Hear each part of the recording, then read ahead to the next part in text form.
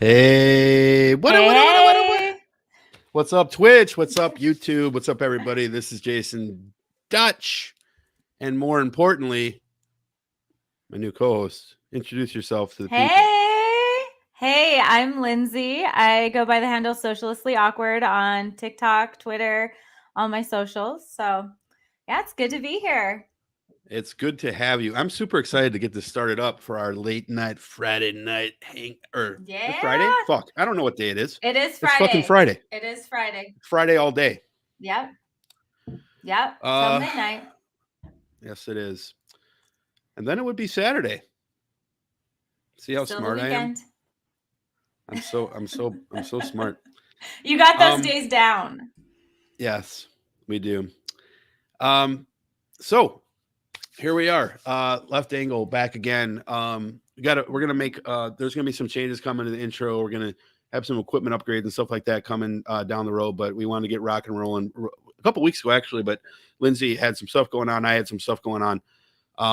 So we're going to be here Fridays. Once in a while, we might have to change the day or time a little bit because guess what? We have kids and shit. So, but for those who are Digging America folks who are maybe new to seeing you, Lindsay, you've been on Digging America, the main show on Wednesday. You've been on Breaking Barriers before. So, but for anyone who might be tuning in, for the first time here today, I see we got 3-4 people in the chat already. Thank you everybody for joining. Why don't you go ahead and just kind of like introduce yourself, tell people kind of a little bit about what you're about, what you do. And this is not my show with her as a co-host. This is our shit. She's the fucking boss. Pretend she's the boss, okay? So but introduce yourself. This will be the last command I ever give you. Introduce yourself. Yeah, no, you're great. Tell the people who I am.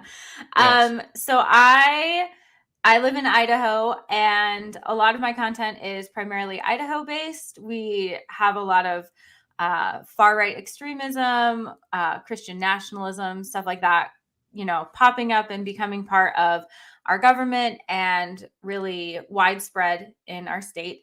And so a lot of my content has been based on trying to counter that, to counter issues that are coming up. I'm really passionate about like reproductive rights. I used to be very, very conservative. I was raised very conservative. I was libertarian in college, as people do. And then I became very leftist. And so I think sometimes that gives me a unique perspective where I've been on that side. I know the arguments they're making and why they're making them. I just disagree and think they're wrong. And I don't have a problem telling them that. So much like Kim is like from Breaking Barriers is like my sis. I have a new sis. Okay. Lindsay and I, we were talking and I'm like, we have a lot of like parallels, right? So it might be cool to kind of talk about that for a minute before we get into topics. Because I'm intrigued by your story just by getting to know you. And your story does parallel mine a little bit in that we both were raised very conservative, religious families, different sects of Christianity.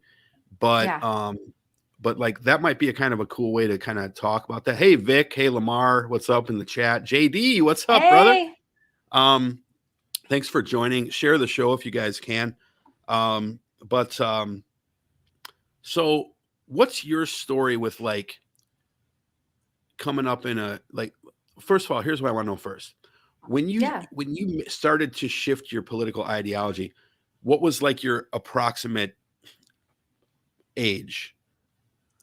Now you're like 23 right now, so it's probably like 13. Gosh, no, we can go with that though. When I was kind of shifting from super conservative to libertarian, I was like 23, 24. So last week. Got it. Yeah.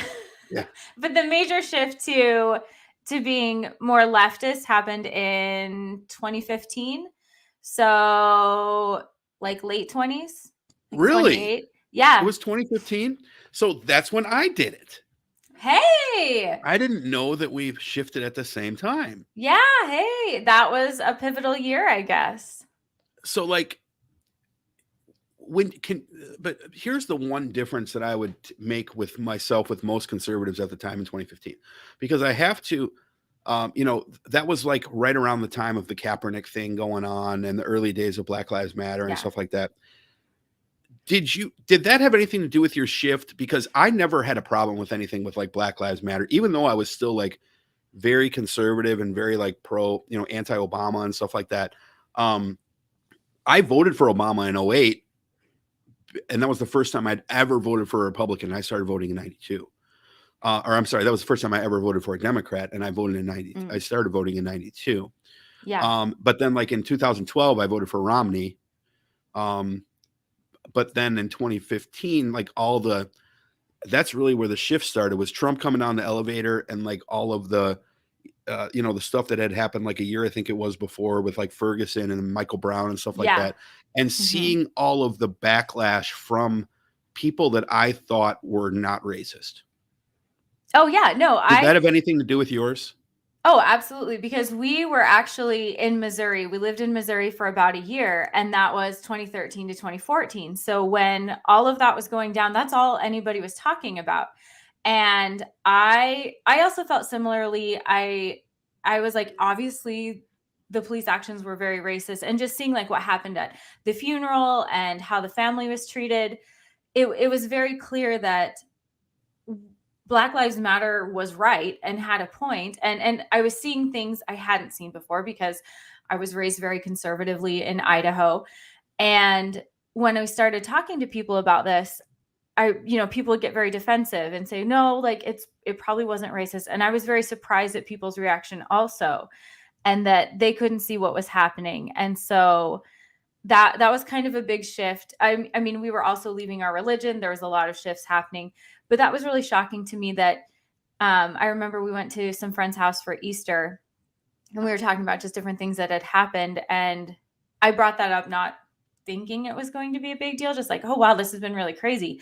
And their response really took me aback. They were talking about how awful the family had been, how we needed to treat police better. Just like their reaction was so different than how I was experiencing it.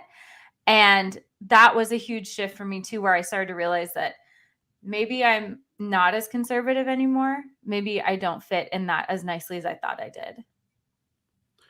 Yeah, that's um that's real similar to like what where I was at, because one of the funny things was like I never thought about race. I honestly didn't. Like Constance in the chat has been a friend of mine since high school, and he'll tell you I had no white friends, right? Mm-hmm. Uh, give me a thumbs up in the chat, Constance, if I'm telling the truth. Like and obviously having black friends doesn't make you not racist. Like I 1,000%, you can be married to a black person, a Mexican person, a Chinese person, and still hold Yeah. bigotries toward that.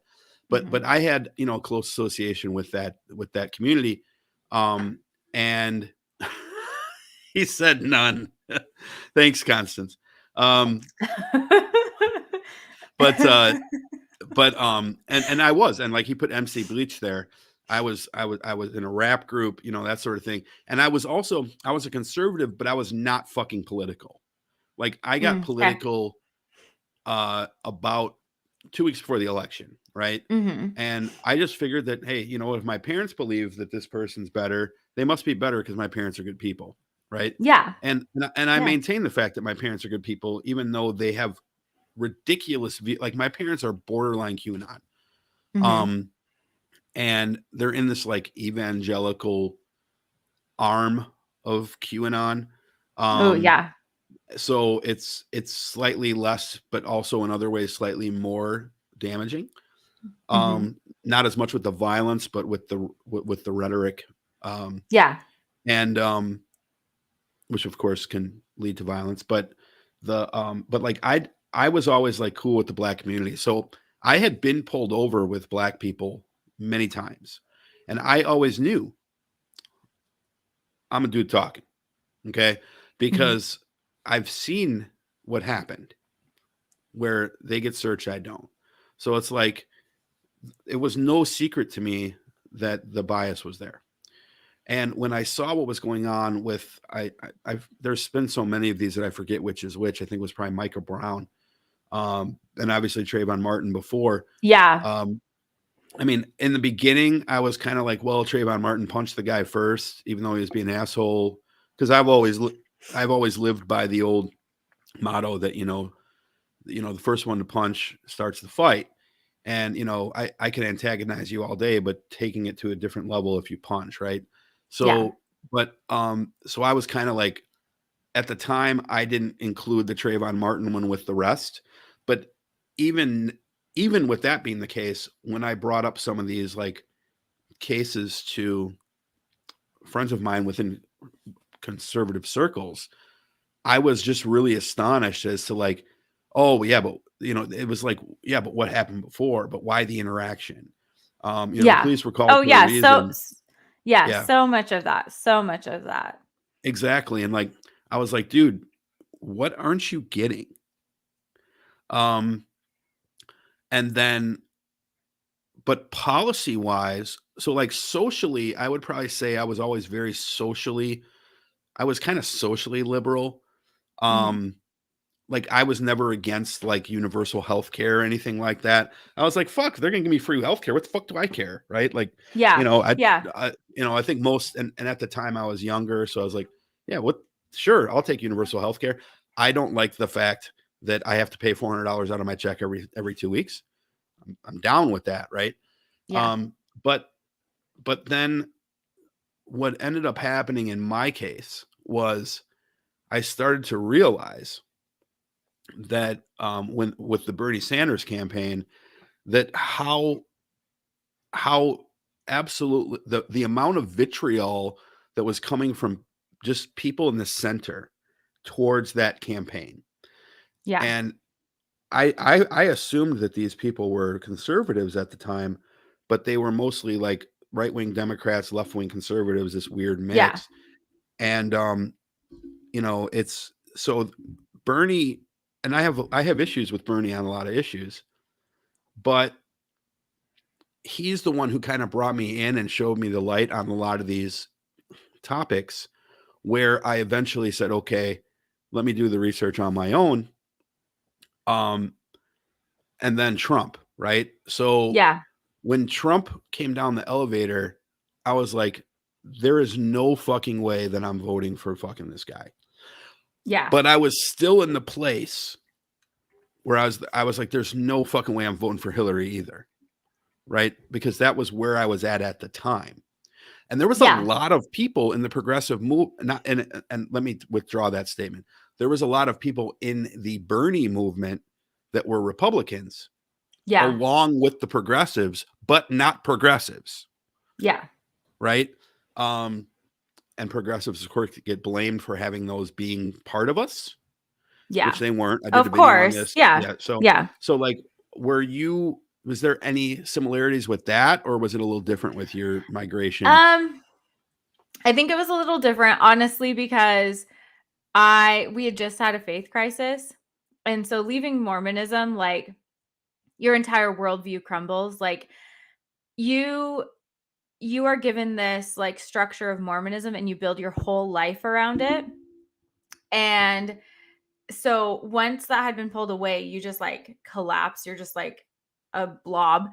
And so I didn't know how I felt about anything. Like Mormonism is a high intensity religion. So like so many, like I didn't know if I liked coffee. I didn't know if I liked to drink. I was buying my own underwear for the first time. Like all of these major things, like wearing tank tops and shorts. Just these things that I just started buying my own underwear like last week. you just started buying your, Yeah. I know, it's Yeah. crazy. It's crazy.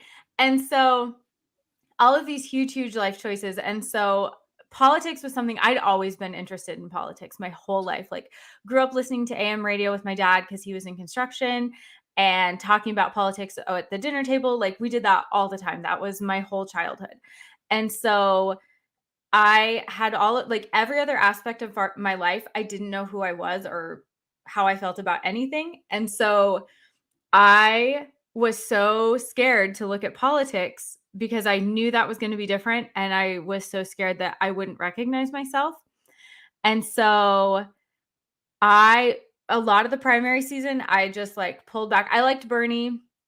I voted for Bernie in the primary, and I was really supportive of that. And then I saw the Trump thing happening, but I didn't like it, but I was still like, didn't want to like fully come to the fact that I was a leftist and progressive. And Do you guys have so, open primaries there?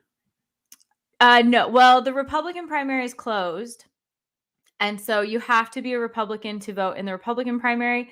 But no matter what you're registered, you can vote in the Democratic primary. I see. Okay. So, and anyway, in that year they had done it a little different. They were looking at different ways of doing it. So we didn't even have a primary technically. They just did, God, I can't even think about it, what it's called, where you just all have to go and vote and like Caucus? caucus. We just did a caucus, and it was freezing and we were standing in line for like 5 hours. It was a total shit show. So they never did that again because it was such a disaster.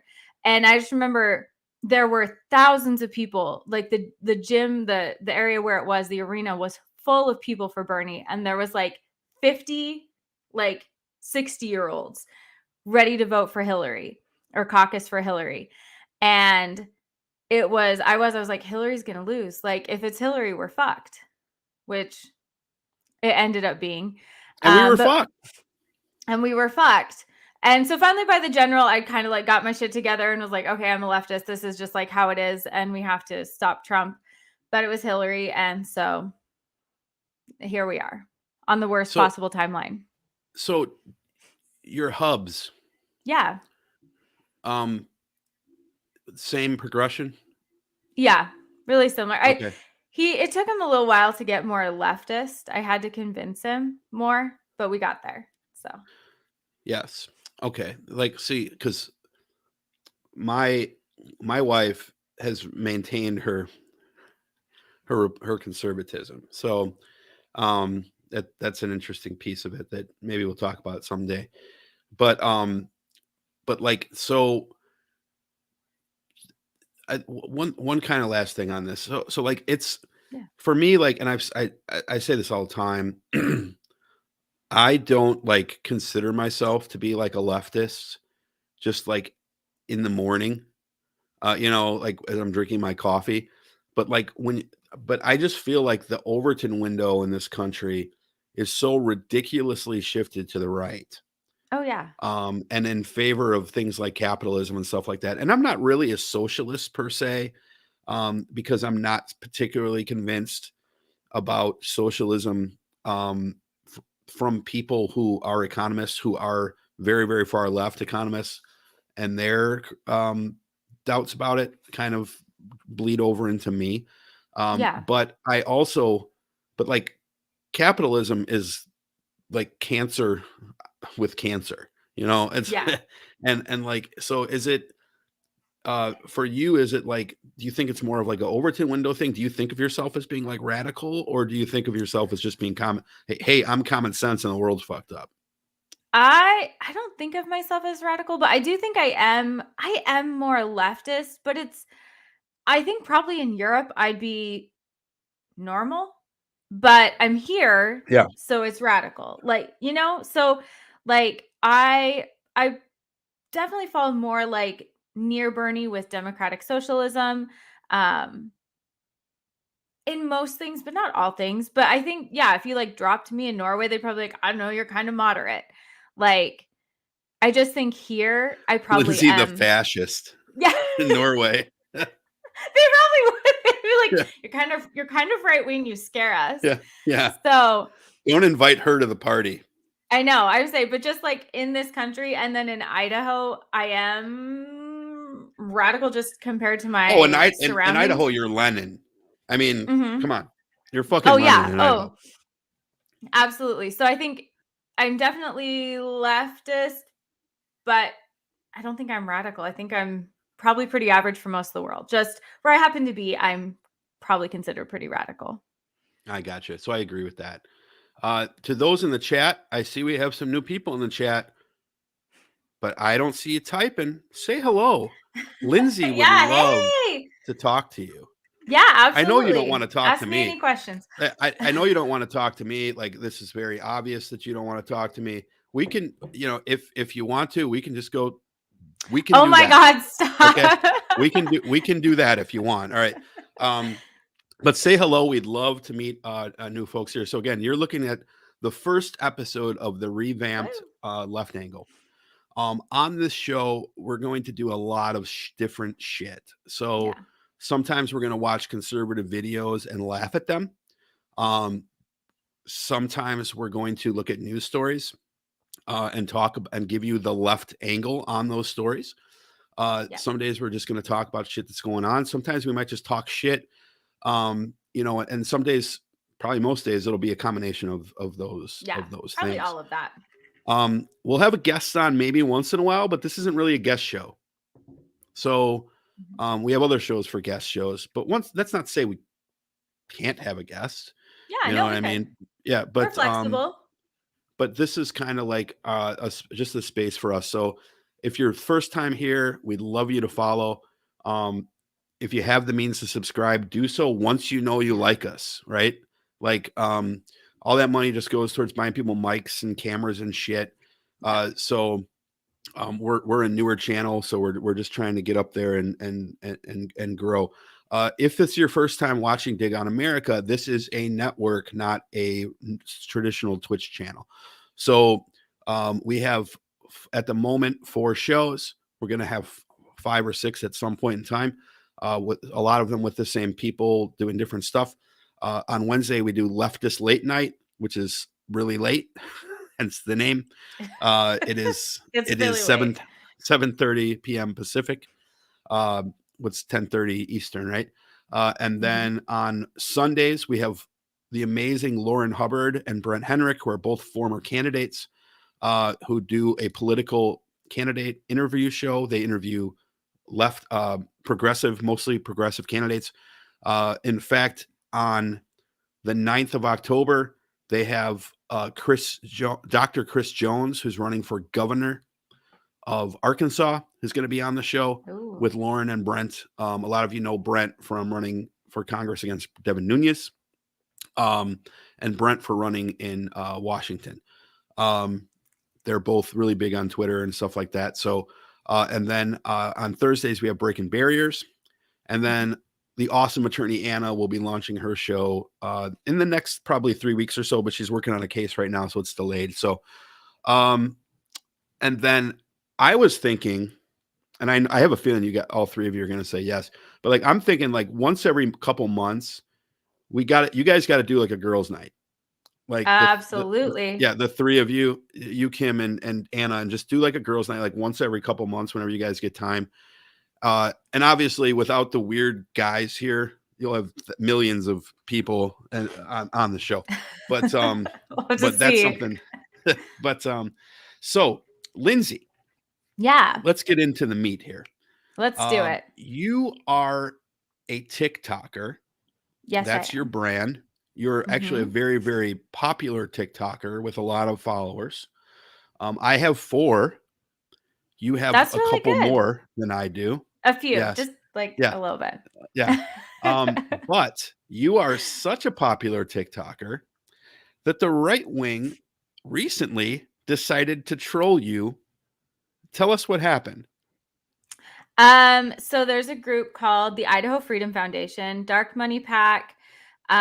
They're doing So they support Bernie, right? It's a Bernie support PAC. It has to be. It's some like sort of. I don't know if they'd say that exactly, but hey, yeah. So they are. That's a troll from my Twitter. Sorry.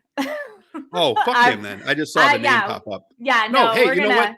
I'm fine. Hey, you know what? You want to come here and troll? Come here and troll. Because guess what? You're only helping my numbers. Thanks. That's appreciate facts. it. Thanks, Howell. And also, you can't beat me in a debate. So nice try. And I know you can't fucking beat her. So give us your best shot. But yeah. Anyway, so Idaho Freedom Foundation, Dark Money PAC, they're behind a lot of the really problematic legislation. They have the grades for the legislators that they do. So they want an A+ on their freedom rating. So they'll vote however the Idaho Freedom Foundation wants them to, which has led to some wild legislation coming through. And so anyway, they for a while were he thinks he can take you. Well, no, but hold on They one quick sec here. I just want to read. I'm just trying to read the leftists and Dem socialists prop up the globalist, and America needs a Lenin, which will probably incarnate from the MAGA. Sorry, my glass. I don't have my glass on. From the you're MAGA totally fine. movement thoughts. I don't really understand what the second part of that question is bringing up. So maybe if you want to clarify that. But globalist is a trigger word, brother. Like it doesn't mean anything. What you define what is so scary about globalism? We live on a globe. Yeah, that's the internet is a globalist thing. Like it's a total freaking trigger word, and it means nothing. There is really no such thing as a globalist in the context that the right wing would tell you that there is. It's a myth. Anyway, we'll come back to it. Like I am always happy to talk to people. That's how I turn people around. But I was turned around. But it's anyway, true. I would say that's opinions can be changed. No, you're totally great. So anyway, they for a long time when I was on Twitter would come on and be like, oh, you're just a TikToker. Like what you do doesn't matter. It's ridiculous. And I was like, obviously it hurts enough for you to say something. And they've gotten several TikToks because they fuck around and they find out. And so anyway, they hired someone to try and like replicate the TikToks that I make. And she must have, I want to know how many times she watched my videos, because she tries to replicate like my intonations of my voice and my hand gestures. And she really tries to just like do what I do, but it's like so cringe. Like it's so cringe. Can we see some? Yes. It might drive everyone away, but yeah, we can sure watch some. Okay, so I'm going to bless her heart. Bless her little heart. Oh man. Here we go. So you can see the name of them here. I'm not going to promote it. And actually, let's do this. They're trolling Lindsay, not me. So let me go to one of these here. I'm going to scroll through. That's not one of them. That's a little bit down further. That's somebody else. Here we go. Oh yeah, here we go. Let's see what she has to say. Sexually explicit content is considered so bad. Can you hear that or no? Yeah. Yep, I can hear it. All right. That TikTok will remove it from its platform, and Twitter will put a warning on content that they consider to be sensitive. Government schools in Idaho, however, have no problem showing that same exact content that TikTok would block to your K through 12 age school children. That is exactly like yours.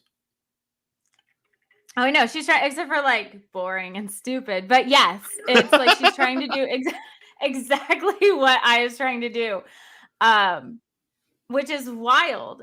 And anyway, yeah. So and this video was really interesting because this was a whole thing. Like the Idaho Freedom Foundation just like made this shit up. It got on Fox News and then they just got slammed because none of it was real. Like it wasn't based in any reality.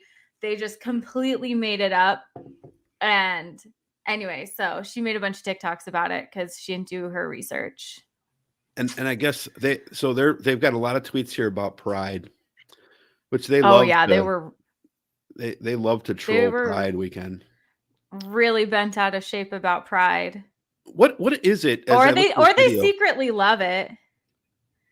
Hey, I'm not kink shaming them. They can love it. No. You know, go ahead and love it. They think it's like just it's plain old homophobia. Like they still really hearken to that, like everyone who's in the LGBTQ community. And I mean, it's come back, but that everyone in the LGBTQ community is like a groomer, a pedophile. And so that all of Pride is just inappropriate and degenerate. And no kids should be there and it shouldn't be happening in our community. That's just their thing. So anyway, they took all of these amazing pictures actually and did free advertising because they got some great pictures. So is this the one that you were talking about? Yeah. Oh, this one's good. This is on September 11th. Is that the one? I thought it was the 10th. Oh, well, yeah, the 10th. Yep. Okay, so let's see what this one says.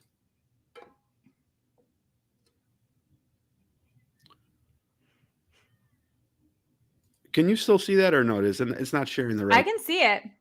Yeah, but it's not. I can see it, but right. It's not playing. Yeah, hold on. Oh, I see why. Okay, hold on. I see what they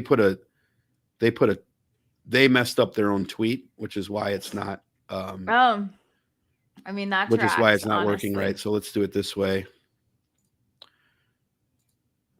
They messed up their tweet so that it came up as open in a new window.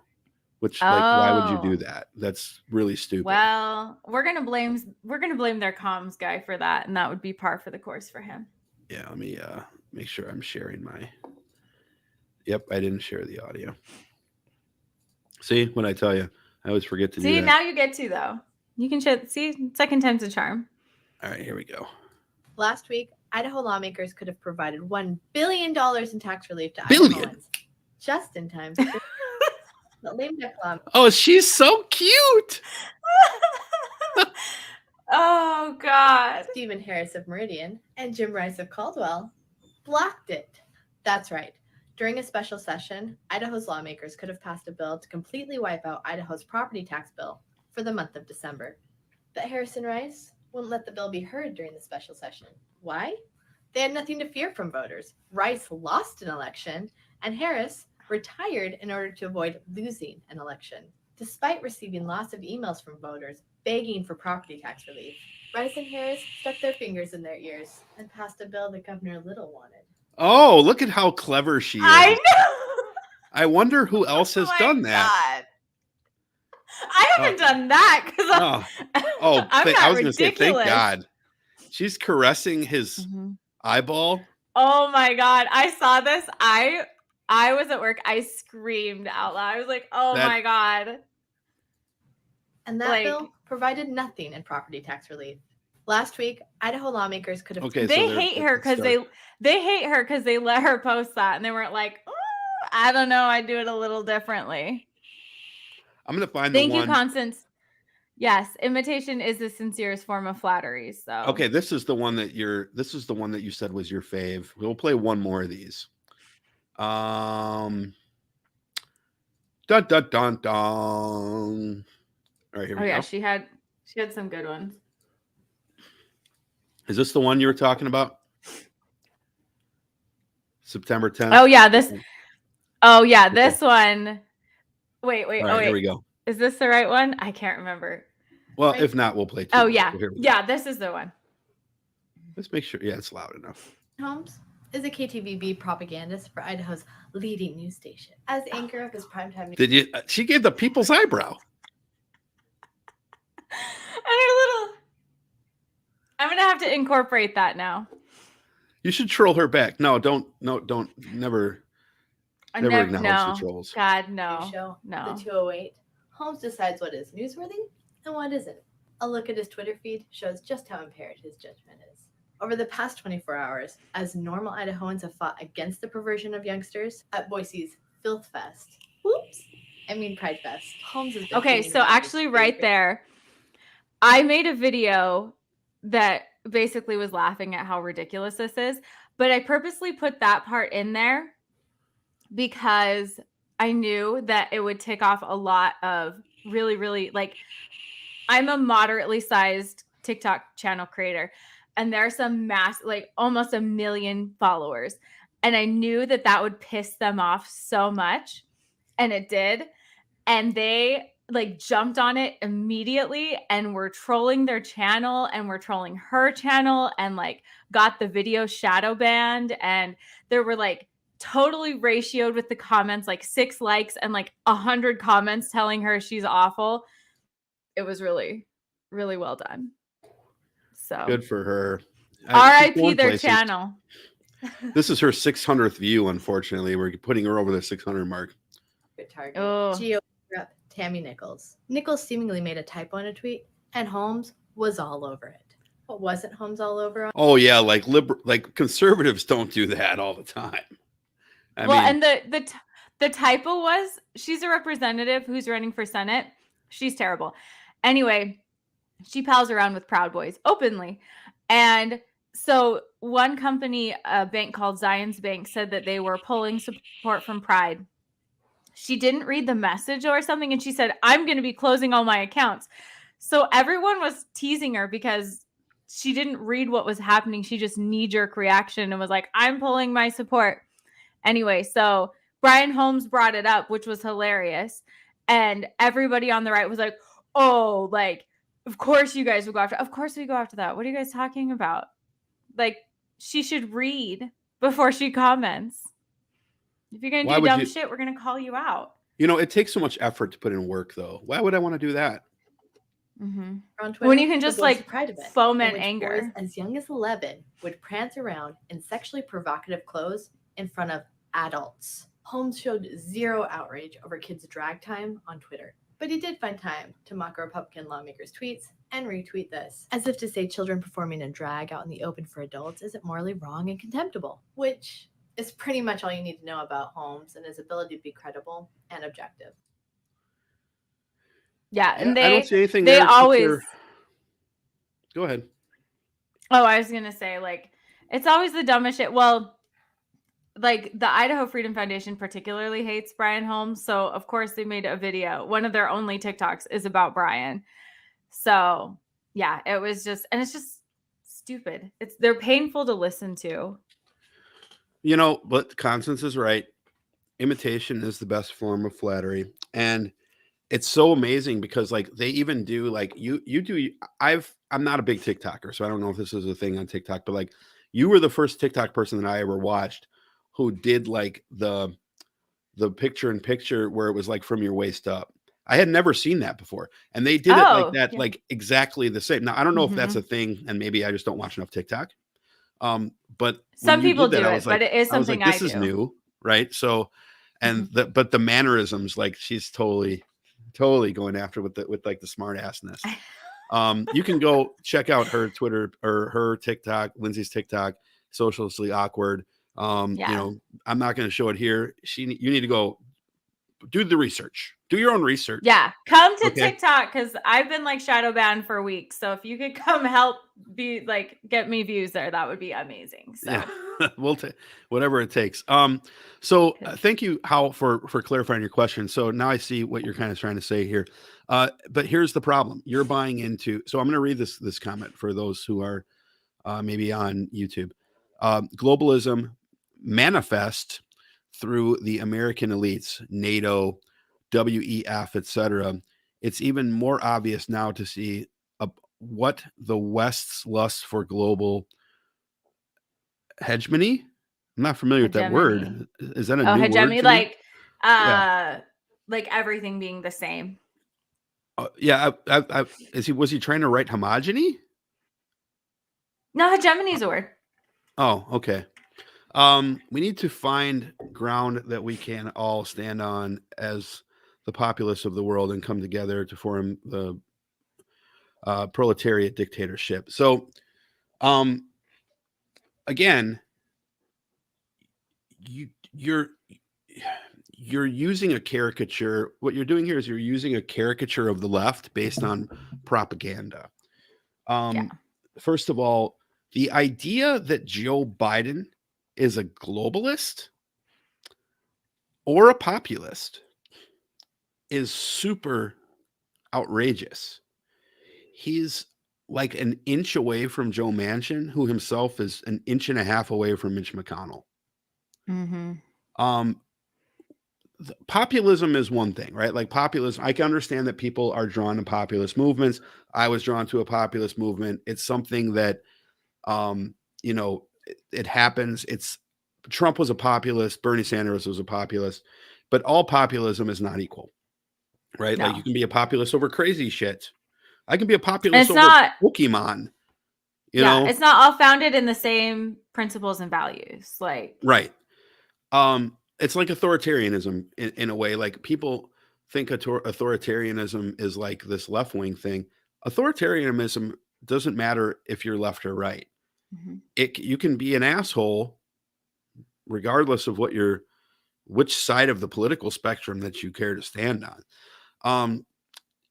People bring up NATO all the time, and yes, I have a lot of issues with NATO. Not as many issues as the DSA has. Like the DSA Mhm. will have you believe, DSA people will have you believe that NATO is, actively exterminating people as we speak right now.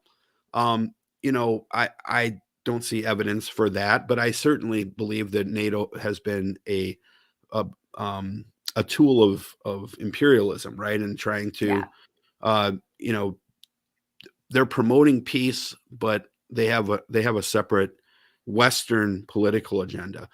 And Russia's not Yeah. innocent of this either, because if you're going to be critical of the United States' involvement in NATO and pretend that Russia's not a member of the CSTO, then you're a fucking hypocrite. Mhm.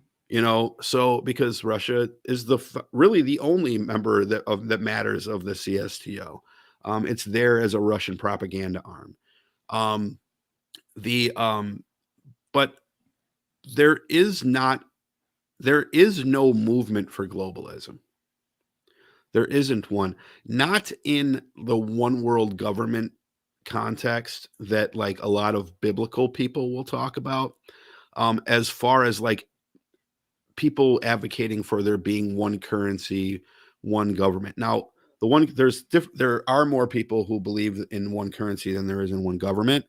But just because you want to be able to establish trade with countries, and just because you want to promote humanitarian rights in other countries, and just because you want to make sure that the United States and its healthcare system and its other systems within, like the wage system, et cetera, keep up with a lot of the other European countries. Obviously, we're ahead of some of the non-European countries. That does not mean that we are globalist. What it means is that if we are truly the best country in the world, if people want to say we're the greatest country in the world, then maybe we should actually try to be that. And if we look at something that they're doing in Sweden or Norway, and it happens to with healthcare, and it happens to work better than what we are doing here, wouldn't it not make sense to then go and say, hey, you know what? I'm going to try to emulate something that they're doing over there because it seems to be working, and then put an American spin on it. And just because we advertise ourselves as being the best country, the greatest country in the world, does not mean that the way that we do it has to be the best and we get to pretend that it's the best even when it sucks, because we're America and we know we're the hero. Well, and Howell, here you're saying Joe Biden is a globalist because of Ukraine, but then you're saying that globalism it's the globalism proxy wars, and like I've heard that from the right wing all the time. Like, you love a globalist when it's your guy, but suddenly if it's somebody not on your team, oh, it's globalism and it's really bad and it's super awful. Like, the US has been imperialist forever. That's just like, if we're going to be real about it, let's be real about it. This isn't a left conspiracy. This isn't some presidents are globalists and some aren't. They all do this to varying degrees and with different types of people. That's what our country does. And that isn't necessarily unique to our country. I'm not a rep. Well, like, it honestly doesn't matter. He's probably a DSA guy. When you're making the same talking points, when you're saying the same talking points as the Republicans, like I used to say the same thing when I was libertarian, like, I'm not a Republican. And then I'd parrot the exact same things that Republicans were saying. Like, it's disingenuous. And so claiming that Ukraine is an example of globalism, then you would also have to say that most of Western Europe is also globalist, because they also in different ways have worked to try to support Ukraine. Like, supporting a country that we consider an ally isn't like that's a really low bar for globalism. Like that's not like that doesn't even meet the definition. Like you're making, like say, you're making these talking points with these specific words to like incite these specific reactions and these different. You're trying to make a point, but you're not really making a point. You're just saying these key words that Republicans spout, and you think it's a good point.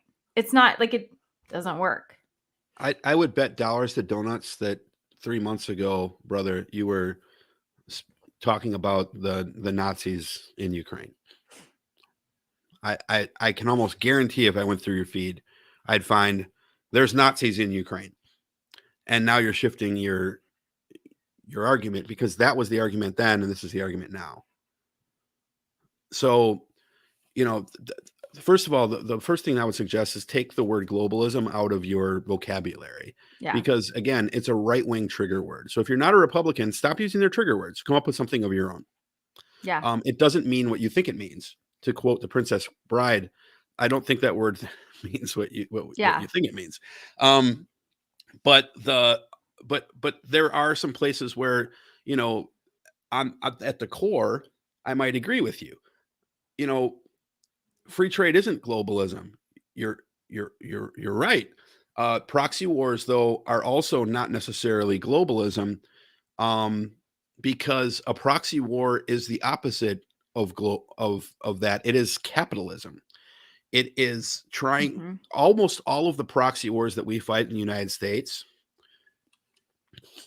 In fact, almost every war we fought in the United States has been for the benefit of American businesses. Yeah.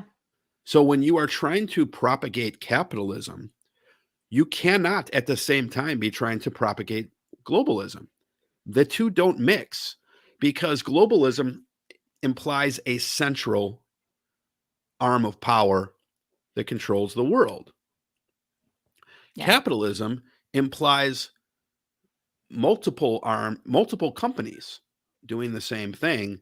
And obviously, you know, they want less and less and less until you have few, you know, very few companies. So it gets complex there. But the idea that a capitalist and a globalist are the same thing are kind of crazy, because what we have done in the United States is the opposite. The proxy wars that we fight are for the opposite effect of what globalism would actually be.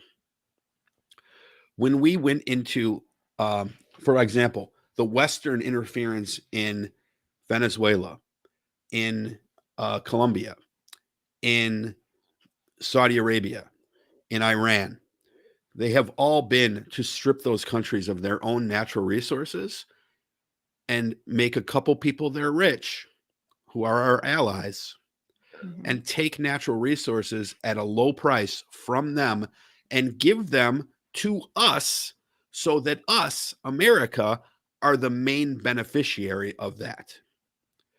That is Americanism, if it's anything. It's pro-Americanism. It is not globalism. We're not doing anything to prop up those folks to be like under our control as far as politically. Yeah. We're just sucking money out of them and hoping that they'll be and hoping that the people in charge will be friendly to us and allow us to continue screwing their people over. So, and you want to go ahead. Sorry, to interrupt. No, please. No, I was saying, and now you want to say it's imperialism, but imperialism isn't globalism like how you mean it either. And the imperialism we've participated in, like Jason said, has been for capitalism. Like it all comes back to that. That is the point. It's not about globalism. Again, that's not what you're trying to say. Or if it is what you're trying to say, you're not making arguments for it. Yeah, the colonists were there to help prop up some of the merchant companies in England, like Virginia Company. Yeah. Right. You know, it was a lot of that was done to help them make money, to be able to have trade coming over with zero cost trade coming, not zero cost, but very, very low cost trade coming of the gold they thought they were going to find in Virginia and bringing that to the English and Spanish crowns, depending on where you're at in the Americas.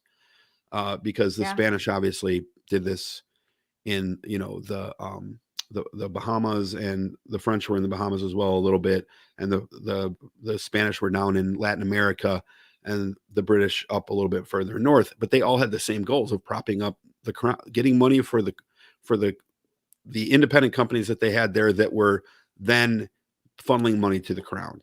Because what the crown would do, the British crown, is they would basically give the people who own these companies like titles, and they would say, "Oh, we're going broke, so give us your money, and we'll give you all this. We'll give you some land for that money, because they have a lot of land that they're the owner of. So we'll give it to you. You just got to fund us, and we'll give you a title of nobility. Blah blah blah blah blah." And then, of course, the crown eventually took it all back from these companies and screwed them all over. But it's the colonialism that we experienced in the United States was it started as a way to raise money for the British crown, and there was really no two ways around it. A lot of the people who started coming here then were like, hey, you know what, they started to be more political refugees, religious refugees, Protestants and stuff like that had problems with the Church of England, eventually Catholics who were being cast out by the Church of England. And these were the people who were coming because there was experienced discrimination at home. And then, of course, when they got here, they just said, now that we're free of discrimination, we're going to discriminate against everybody else down here, because we only cared about ourselves and not the people who are here or the Black people that we're bringing in. We all know that story. But I just don't see how that those two things are akin. You might be able to draw some soft correlations there, but you're not drawing any hard correlations. It's the same correlation that you might find with like autism and vaccines. As people have gotten more vaccines, autism has gone up. But similarly, murders go up in the summertime, and so do ice cream sales. That's a soft correlation. It doesn't actually mean anything, if that makes sense. So, well, I think we know he's very disingenuous, because he just said that he's typing, not using his voice, and I said saying. So it's a difference of that distinction. I'd say he's not really interested in an actual conversation. But again, I appreciate you coming in, giving us, the view. Come back, join us on Wednesdays. But we have a literal Proud Boy in our chat on Wednesdays. You know what I mean? So I was saying you can stay here, but yeah, of course you can people. stay. I don't think you're here to will actually talk about it. We will block people if you cross certain lines, but if you don't cross certain lines, then we're not going to block you. But all right, so we've talked. So you have a story that you want to talk about? Yeah. Oh, I would say which one? I gave you a couple stories. The QAnon stuff. Yes, please. Pretty please. Oh, yeah. Okay. All right. So I don't know if you all know. Here, let me pull up my handy dandy little thing. So there is a QAnon conspiracy, and we're hey, there he is, our Proud Boy friend, right on cue. He was like, hey, right on cue. You've got an ally on Twitch, Flo. So yeah, I know you can't see his comments, but and I apologize, guys. We're on 2 platforms, so come over to Twitch, people. Just come to Twitch. But I'll let Lindsay do her thing here. Let me get this going. Okay, so we've got there's a conspiracy, a QAnon conspiracy, that tomorrow, or I guess now, if you're on the East Coast, I don't know, they weren't really specific, but September 24th, Trump will be president again, supposedly. And so time. I know what is this, attempt number 7 or 8? I don't know. Yeah. It's like the rapture. So maybe I was going to say, if they haven't figured out that if you keep setting a date and it keeps not happening, that people are going to catch on. So anyway, I guess I can't remember, a German, I can't remember, like just some politician. I don't even think he's anybody like super important, but he was talking about the Ukraine. And instead of February 24th, when the invasion happened, he said September 24th. And so, of course, that was nothing, but it set up this flurry on QAnon and German QAnon. And then I guess there's a Simpsons episode, like the 24th season, the 9th episode is about like trying to survive or survivalist and something with a politician. So anyway, they are all thinking that tomorrow, or I guess 15 minutes ago, if you're on the East Coast, at some point in the next 24 hours, he's already president. He's going to be president again. Well, and some of them are even thinking that we're going to go, like, the dollar will crash, Trump will be president, we will go back to the gold standard immediately. And then, which I would love to have them explain that. Even And Ben Shapiro then- doesn't want to go back to the gold standard. No, I don't. People who say they want to go back to the gold standard are either selling something, probably gold, or they don't understand what that would mean. Let's go back to the gold standard. This message brought to you by Birch Gold. Exactly. Get your gold, and or even like some people who've been pushing it are selling like crypto also. So I don't know. Anyway, so it's supposed to be like apocalyptic, like different evangelical groups out of like Washington have been telling people like, hey, go to the grocery store, stock up on essentials, get food, get water, because by the 25th, we're going to be in a full apocalyptic whatever. And anyway, so I guess tomorrow is the day Trump will be in office. We'll go back to the gold standard. The dollar will crash. The entire economy will fail. So apparently you're supposed to have food and water, and it's all going to go to shit. Yeah, I mean, I agree with this. I agree with that statement. You should have food and water. I mean, you should. That's a good idea. Always have a little backup. But so, like, if you go back through this progression, it's like, what is this? The 7th or 8th date that they've given us now? You know, it was the last one was March 4th.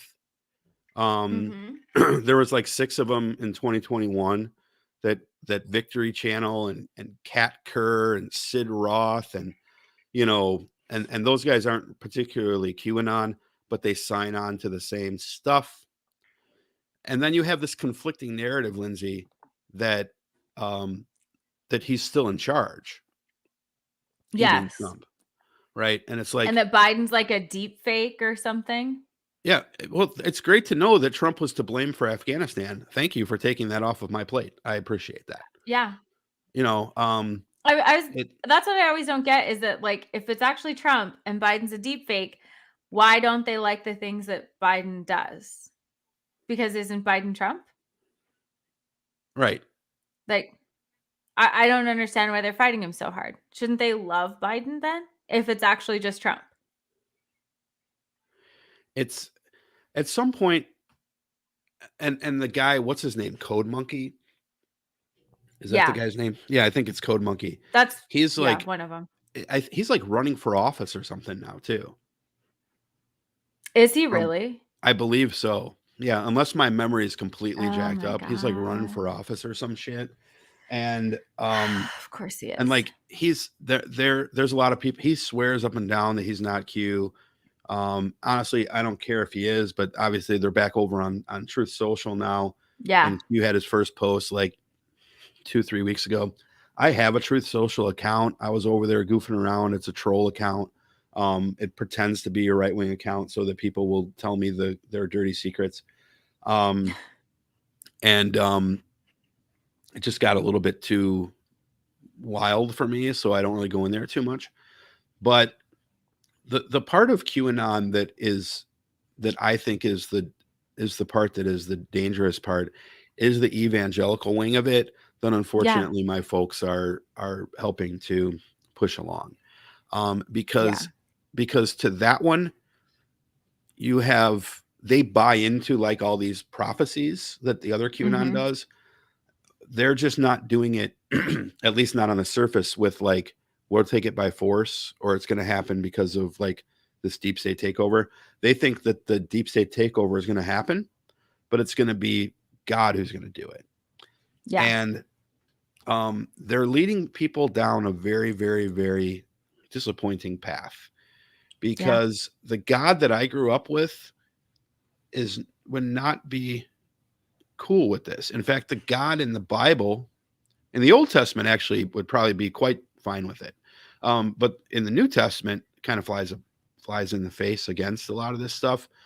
But what they're doing is these evangelicals, they're posing this as a holy war. Yeah. And they're using LGBT, specifically trans, gay marriage, and Black Lives Matter still for some reason, as under the guise of CRT. Yeah. As being, the lead things that we need to push against. Obviously immigration is still there too. Yeah. And Election reproductive fraud rights is still there too. Right. Yeah. And abortion is still there too. The biggest mistake the right wing made was actually allowing the Supreme Court to overturn Roe, because once they, they can't use it as a wedge issue now. No. Right. No. And they're going too far, where everybody knows somebody who's had a problematic pregnancy, whether it's a sibling, a parent, a friend, a neighbor. And so they took it too far with these total bans. Everyone knows somebody who's had an ectopic pregnancy or a miscarriage or something. And so even really right-wing people I've talked to them and they're like, well, no, like that's not okay. And so they've gone too far, and they're talking about voting for Democrats just because they took it so far. And I mean, not that I want it at all, but I think they overplayed that hand way more than they thought they could. Well, the funny thing is the centrist Democrats love it, because they know that if they can build the case that Republicans will vote for a moderate Democrat, we all know what that means: more Joe Manchins and more money for their donors. So the Pelosi's of the world are going to love that shit. But yeah.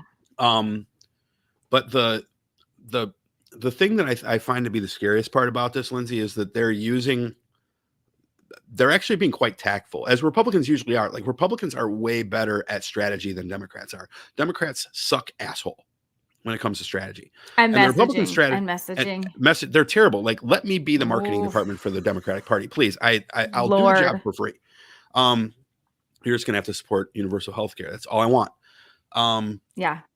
But there was a meeting at I might have said this on the show a couple of weeks ago. This was a few weeks back now. There was a meeting at the church that I go to that they said, here, we're going to have a meeting. And it was on a Wednesday, and we podcast on Wednesday, so I couldn't go. But I really wanted to. And I ended up watching the live stream later. They're promoting people from the church to run for school board. And that's fine. Like, there's nothing wrong with promoting people to run for school board. But for what reason is the issue? And the reason is because Democrats are teaching girls to be boys, boys to be girls, and teaching CRT, right? Yep. So awful funny that these anti-American socialist teachers who are teaching hateful rhetoric to your kids, apparently, according to you, are the same people you want to arm after a school shooting. Super weird why you want to arm the anti-American socialist teacher. That would be, you would have to have consistency though between topics, and they are incapable. Incapable. Why have that? But the dangerous that's part, not a value for them. No, hypocrisy is like, the left is a hypocrite just by living. They can do whatever hypocritical thing that they want to do, and it's perfectly fine. Yes, Mikey, hello. Now you can tax the church. But what they're doing here with these school boards is they're probably going to be somewhat successful in this, and we're going to find this out. They're not really focusing so much on this election. They're focusing on the next one, for state level, or for like the president, but for everything else, they're focusing on 2022. Yeah. And then of course, school board elections are not necessarily in 2022. Those can be any year. And sometimes they're in March. Yeah. Sometimes right? they're just So, really yeah. odd times. Yeah. So, Oh, and they're doing a really good job because they're educating people of when these elections are. They've got a whole fucking like playbook of like, we're going to, we got to get people to run for this. The church gets behind you. The church helps promote it. So now you can tax the church, Mikey. Right? yeah. Miss Rogers writes, very, thank very you dangerous. so much for watching my TikToks. What's that? I didn't want to miss that comment. Oh, somebody said they watched my TikToks. Miss Rogers writes, and it's getting up there in the chat, and I didn't want to ignore it. So. Oh, yes. Does she have a Twitch channel? No, I don't have a Twitch channel. This is it. This is her Twitch channel. This is my Twitch channel. Right. So. Yeah, no, we actually had that happen in Boise, where there were 5 seats, and so they had 5 people from one church who were each running in one district or one area for one seat. And oh, hey, that's awesome! Yay! I'm glad you could be part of this. Anyway, so they had like pastors. All of them were like priests or pastors or something in this one congregation running for a different seat, and different people realized going through the categories who these people were and started to call them out on it. And they all were like the homeschool, like super evangelical, super like fighting schools, not, probably don't want us to teach about like dinosaurs or something. And anyway, they got called out, and all of them, like, they had signed each other's ballots. So some of them couldn't be on it because the signatures weren't real. They weren't different. Like, they hadn't gotten unique signatures for their candidacy. And so several of them dropped out, but none of them were elected. Thank God. But it was crazy. This one church saw that and was like, hey, let's just completely take over the school board. Yeah. So, and they're going to be able to do it. I'm telling you right now that ultimately they're going to be successful on some level. Oh yeah. Well, and that's something that's happened in Idaho that's been a problem, is like committee chairpersons. They and honestly, Ron Paul and the Tea Party were really big and really instrumental in this, where they started talking about, Ron Paul's strategy was, we got to take over these small positions, and then we write the rules, and then we can write the rules so we win. They've been doing this since 2012. And so they're filling these committee chairperson seats, and then they're making the decisions for the parties in their county. Like, they're really taking over these seats, and it does make a huge impact at the state level. It takes some time, but it does make a huge impact. And it will with school boards. They've taken over college boards. There was a college in North Idaho that almost lost its accreditation because these people had taken over the board and were making these wild decisions. Yeah. And honestly, that's the thing that Democrats missed the boat on. There's a reason. I mean, just think about it. Like, not only do we have a fucking electoral college that jacks everything up and puts the minority party in power every 4 to 8 years, but we also have because of the way that our government is set up, and the distribution of people who have political ideologies throughout states, we can't get a fucking amendment passed for our lives if we wanted to, because Republicans control all the states.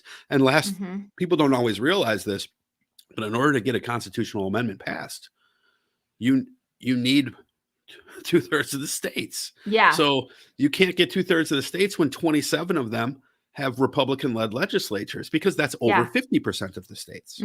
And for that matter, the Republicans can't do it either. Yeah. So no. So but you have over 50% of the voting block that is Democrat, yet Republicans owning 27 states. That they know what they're doing, and that is the evidence of it. Because for a minority voting bloc to own a majority across the board means they know how to use the system. That's why they're so staunch on the Electoral College.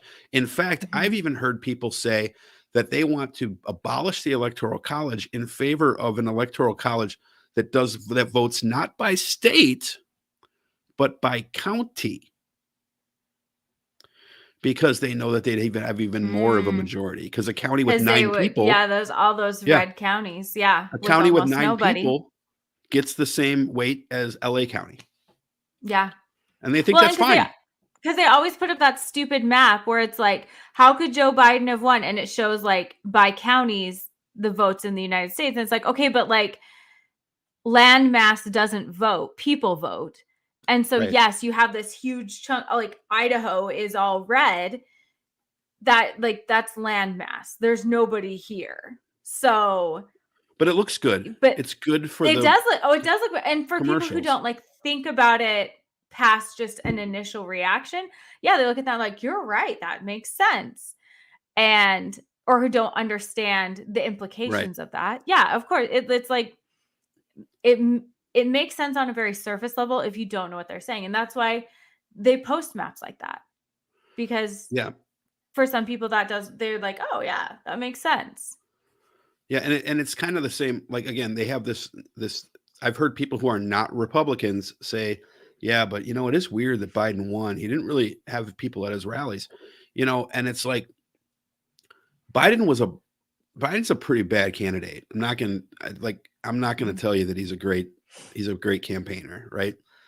And the better campaigners were pushed out of the race earlier. Yeah. And for once the DNC gambled and didn't lose, or the DCCC in some cases, but in this particular case, the DNC took a card from the DCCC's handbook and went with with Biden.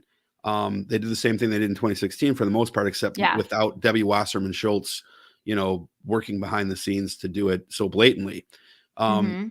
So they got Biden in. Biden, had a lot of help from Clyburn and everything like that. If you remember, it started out with Pete, and then it kind of went to Bernie, and then next thing you know, it's Joe Biden, his time.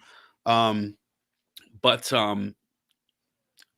not to say like I hate Joe Biden. I don't hate the guy. I think I'd probably have a beer with him. But what people don't think about though, Lindsay, is that Trump is super fucking polarizing. Yeah. And he wasn't just polarizing to people who liked what he was saying. He was that type of message is equally as polarizing to people who don't like what he was saying. Exactly. It's very similar in a lot of ways to like, if let's put it this way. If the Yankees are playing in the World Series against, what's a small market team? The San Diego Padres, right? Sure, so the San Diego Padres are a relatively small market team. Yeah. San Diego, people think it's a huge city, but it's nowhere near the size of New York, right? So they don't have anywhere near the budget that the New York Yankees have. So if the Yankees go and they're playing the San Diego Padres in the World Series, and you're going to, and for some weird reason, you're going to base who wins the World Series based off of the amount of people rooting for the team. Obviously, it's not played that way. So bear with me on this weird analogy. Yeah. But like people hate the fucking Yankees. Yeah. For a reason, right? People hate the Red Wings and the Patriots for a reason. So it's not surprising if the Jacksonville Jaguars were to play the Patriots in the playoffs that people would be super excited to see the Patriots lose and they'd be rooting for the Jaguars, right? Because when you have something that you don't like, it may not be your team, but you're going to root for that team because you don't like the Yankees. And it's super similar in politics, because if people were like, hey, you know what? Trump is a fucking they look at Trump and they're like, what the fuck is all this shit? He's starting fights with Steph Curry and LeBron James online and buying cheeseburgers for people and walking around with toilet paper on his shoe and Kofave and buddying with Putin. And he's got 9 people around him in jail. And, he's all this rhetoric, and I talk about his hands and, his wife pushing his hand away. not to mention the policy bullshit. I didn't even get into Exactly. that. They see this and they're like, yeah, this stuff is not like, I'm not cool with this. This is not what I thought this was. So I'm going to come out and vote against this guy. I know many people. I've talked to many, many, many people, and this is just anecdotal, but who are like, dude, I never fucking vote, and I came out and fucking voted for Biden because that fucking guy had to go. Like, I absolutely agree with you. That's the thing is, like, I think Biden is like, he's the Wonder Bread of politicians. Mm-hmm. Like, if he was running against Liz Cheney, he would have got like 60,000 votes. If he would have run against Mitt Romney, he would have lost. Like, case closed. And I think he would have lost to Ted Cruz. Probably. I really think nobody was motivated to vote for him. He wasn't popular. To 2016 Ted Cruz, not to 2020 Ted Cruz. Okay. Yeah, 2020 Ted Cruz is way different guy than 2016. We can't even. That's just like sad. That's you can't compare it to him. He's just a mess right now. Like, no, but it's yeah. Go ahead. I was gonna say, so like, I agree with you. That's the thing where everyone's like, why weren't you at his rallies? Well, first of all, there was a pandemic. So the left was also the side who was like, we don't want to die or spread disease. So of course they're not showing up at rallies. And then you have this politician who I was like, please God, I hope it's not Biden. Like, I hope not. I swear to God, not. Like, Bo Burnham has a whole song like, how is the best case scenario Joe Biden? That's how I felt the whole time. And they kept saying it can only be Joey. I think it could have literally been anyone. That could have been our shot to have literally anyone because Trump was so polarizing. But they picked the most milquetoast Wonder Bread, like, and he even has just like a terrible past that has not aged well. And because everyone is just like, God, Trump is such a fucking disaster. Fine, we'll take Biden. Like, he's not going to be such a mess. And that's how we got Biden. So, like, why don't we love him? Because our mantra was, well, God, he's not going to be such a fucking mess. Like, we don't love him. Yeah. I'm not going to buy a Biden shirt. I'm never going to show up at a rally. He's like, whatever. Mikey says he's Miracle Whip. Probably like Diet Miracle Whip. Yeah. Mikey in the Diet says, Miracle Whip. Yeah. He's Diet Water. Yeah. Yeah. He's like, why? But that's the thing. Like, do I support him? No, he's a politician. Like, I could take him or leave him. I'd rather leave him, but here we are. Right. And so, yeah, I think that's the thing they don't get is like, we're not in a cult. So like, no, like, God, if he runs in 2024, I'll be like, really? Because we literally do like, no, God, because I don't think he can win against anyone who's not Trump. Yeah, I agree with you. I think DeSantis would beat him because DeSantis is Trump savvy, right? I'm terrified it's going to be DeSantis because he's Trump, but not a fucking moron. It really lies with Trump as to whether or not he has the ego to step down and or whether or not he wants to have DeSantis as his running mate. But I had a very salient point here. But like with Biden, like I do have to admit though, like the first year that he was in office, and when I say the first year, I'm talking about like from January, was he sworn in the 20th to to Thanksgiving, they did absolutely nothing. Mm-hmm. Since then, though, they have done things, right? Build Back Better failed, and that's a problem. Yeah. Okay. And we know why it failed. It failed because Joe Biden was unable to do what at that time what his campaign promise was, which was to reach across the aisle and get Republicans to vote with him. He will continue to fail at that because they have no interest in voting with us. No, they have interest in obstruction. I was going to say that's the worst thing to campaign on as a Democrat because they have no interest in it. And they're never going to do that. We have to stop expecting or saying we're going to do that. They prove it because they'll go in and they'll support legislation in a bipartisan fashion, get us to strip it down, approve it, and then 100% vote against it. Even the sponsor of the bills will vote against their own bill. Yeah. Oh, because it's just reduced to like literally nothing. So Yeah, and because they want the credit for sponsoring it, but they don't want to be guilty for passing it, right? And like mhm. if Bernie does this, which Bernie does do this, Oh then yeah. Oh yeah. yeah, No, I was gonna say they he's still a crucify politician. him. Yeah, I they like crucify him on the yeah. left. But but Biden has had a very, very strong 2022. Yeah. For the most part. Like they have Yeah. passed Dark Biden. Dark Brandon is here, and he's like 6 or 7 good pieces of legislation. No great Mhm. ones. No. I don't have my health care yet, right? No. And I'm including the student loan forgiveness with that.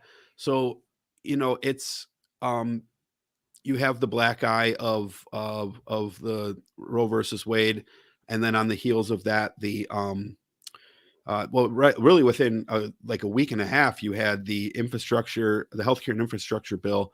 You had Roe v. Wade, and then you had the student debt forgiveness. And like it was probably like a 45, 50-day period. So Yeah.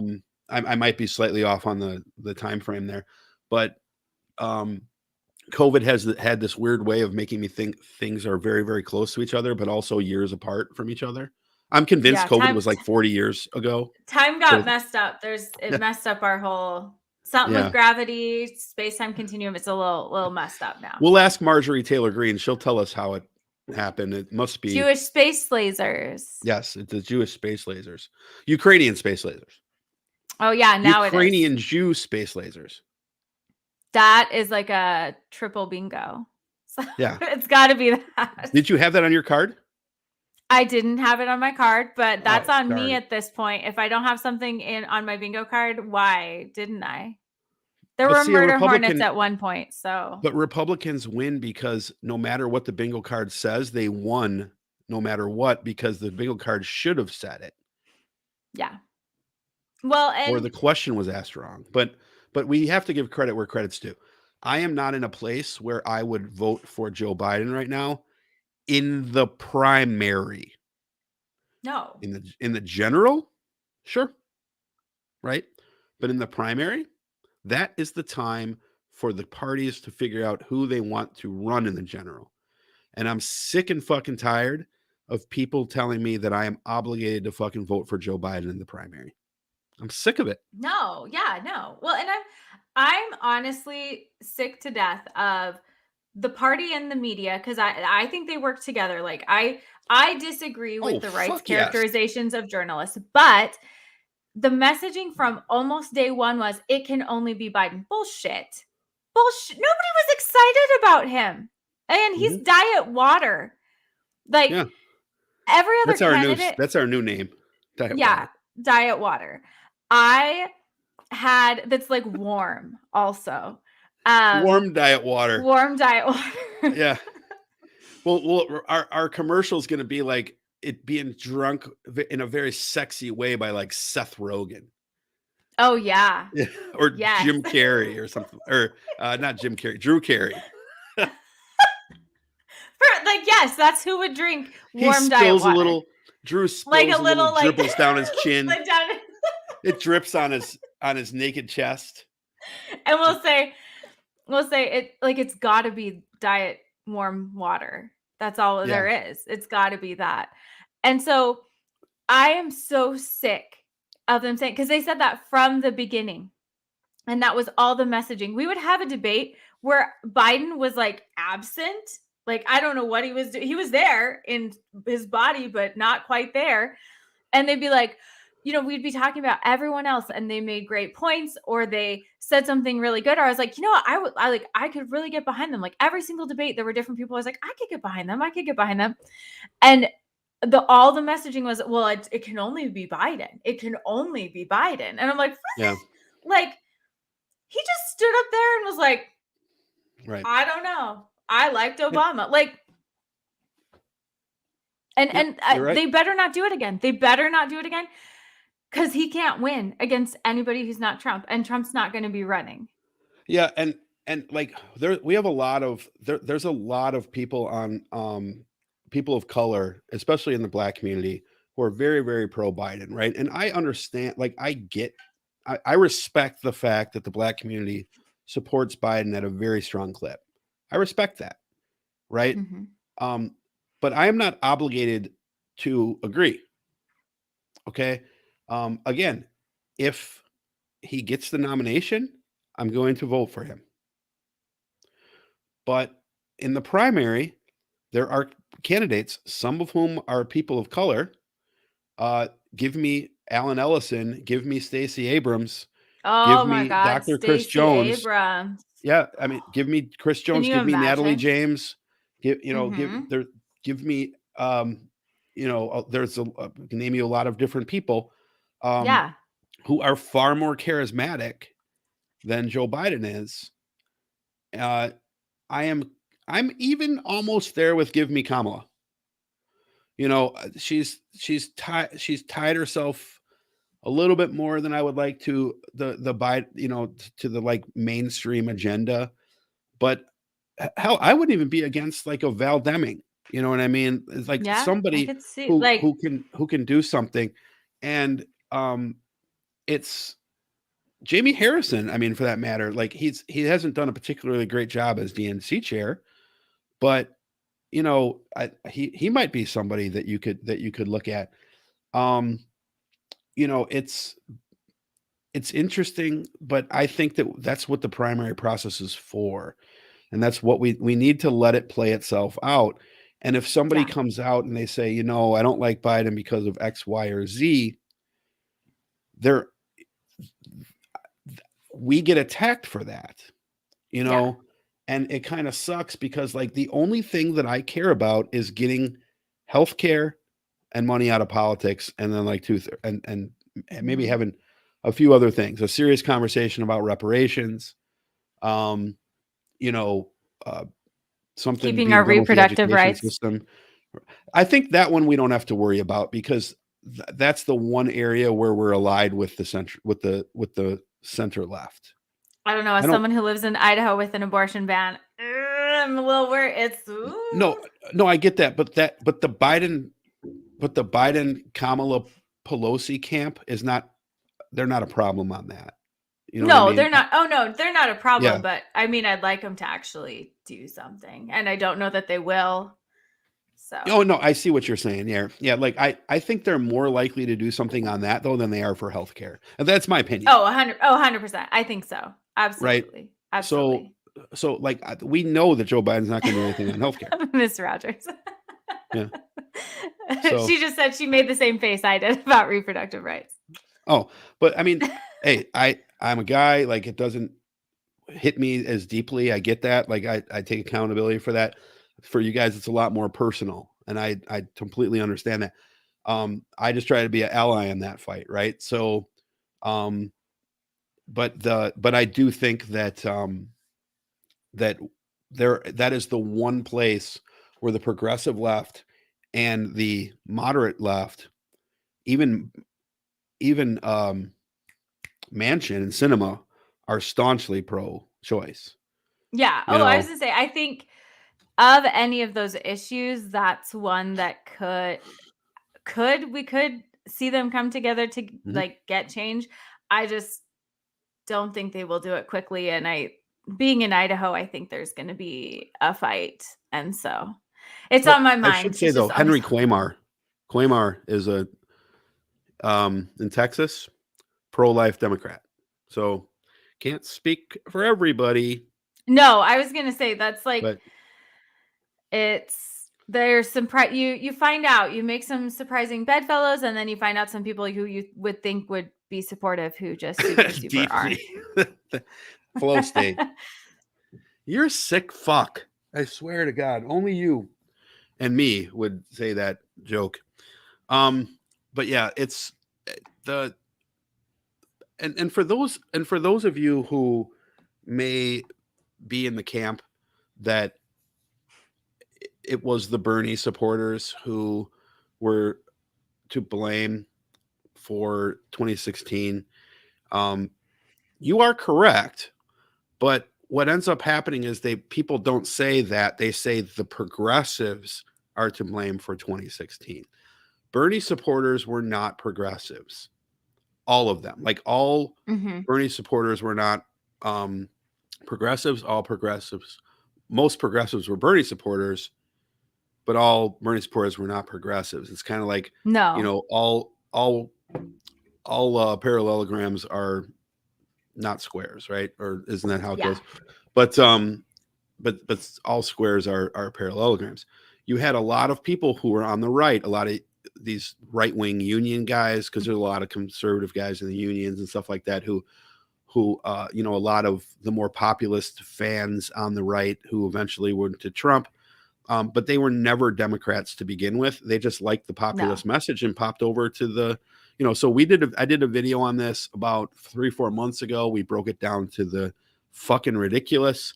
It's on YouTube. You can go back and find it. It's called Why Did Hillary Lose? So you can check that out if you really believe that it's like the Cenk Ugners of the world who are to blame for Hillary losing in 2016. Well, and I think we don't often, like, we blame the progressives and the Bernie bros.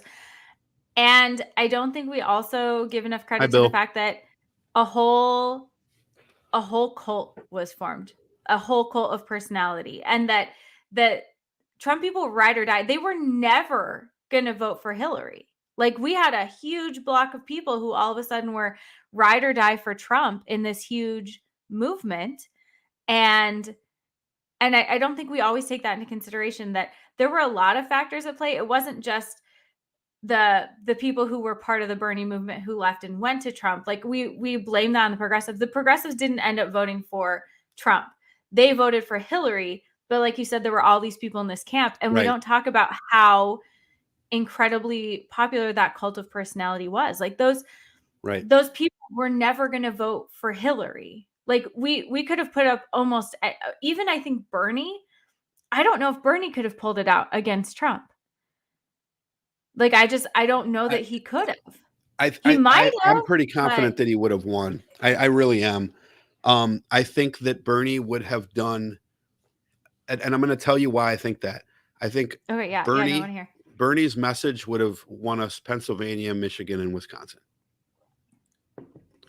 I truly believe that, because that's like the atypical center right voter, right? Like, so who was like, who's into like populism and stuff like that. Yeah. I think, although it would have been interesting to see which populist they chose at the same time. And that's what I think is, I think Trump would have won, because just from being a conservative, I would have voted for Trump over Bernie. Like, given them just the fear factor of being raised that Bernie's a socialist and socialism is bad and it's all these terrible things. The things he's asking for right now, I'm like, yeah, absolutely, we should have those. Like, we are a developed country. But as a Republican, I wouldn't have thought that. I would have been like, yeah, Trump says, like all the excuses they give, like, yeah, he's kind of an asshole and he says these really terrible things about women, but he's not a socialist and that's Satanism. So yeah, like, I think ultimately that would have won for a lot of those people who support populist movements, that ultimately it would have come down to that fear of socialism, that fear of healthcare. All of these things are just so ridiculous. It would have come down to that. And I think it would have been a lot closer, but I think it just barely, I think Trump would have squeaked in. Yeah. And you may be right, because I think we underestimated Florida. We underestimated, the Midwest, obviously. But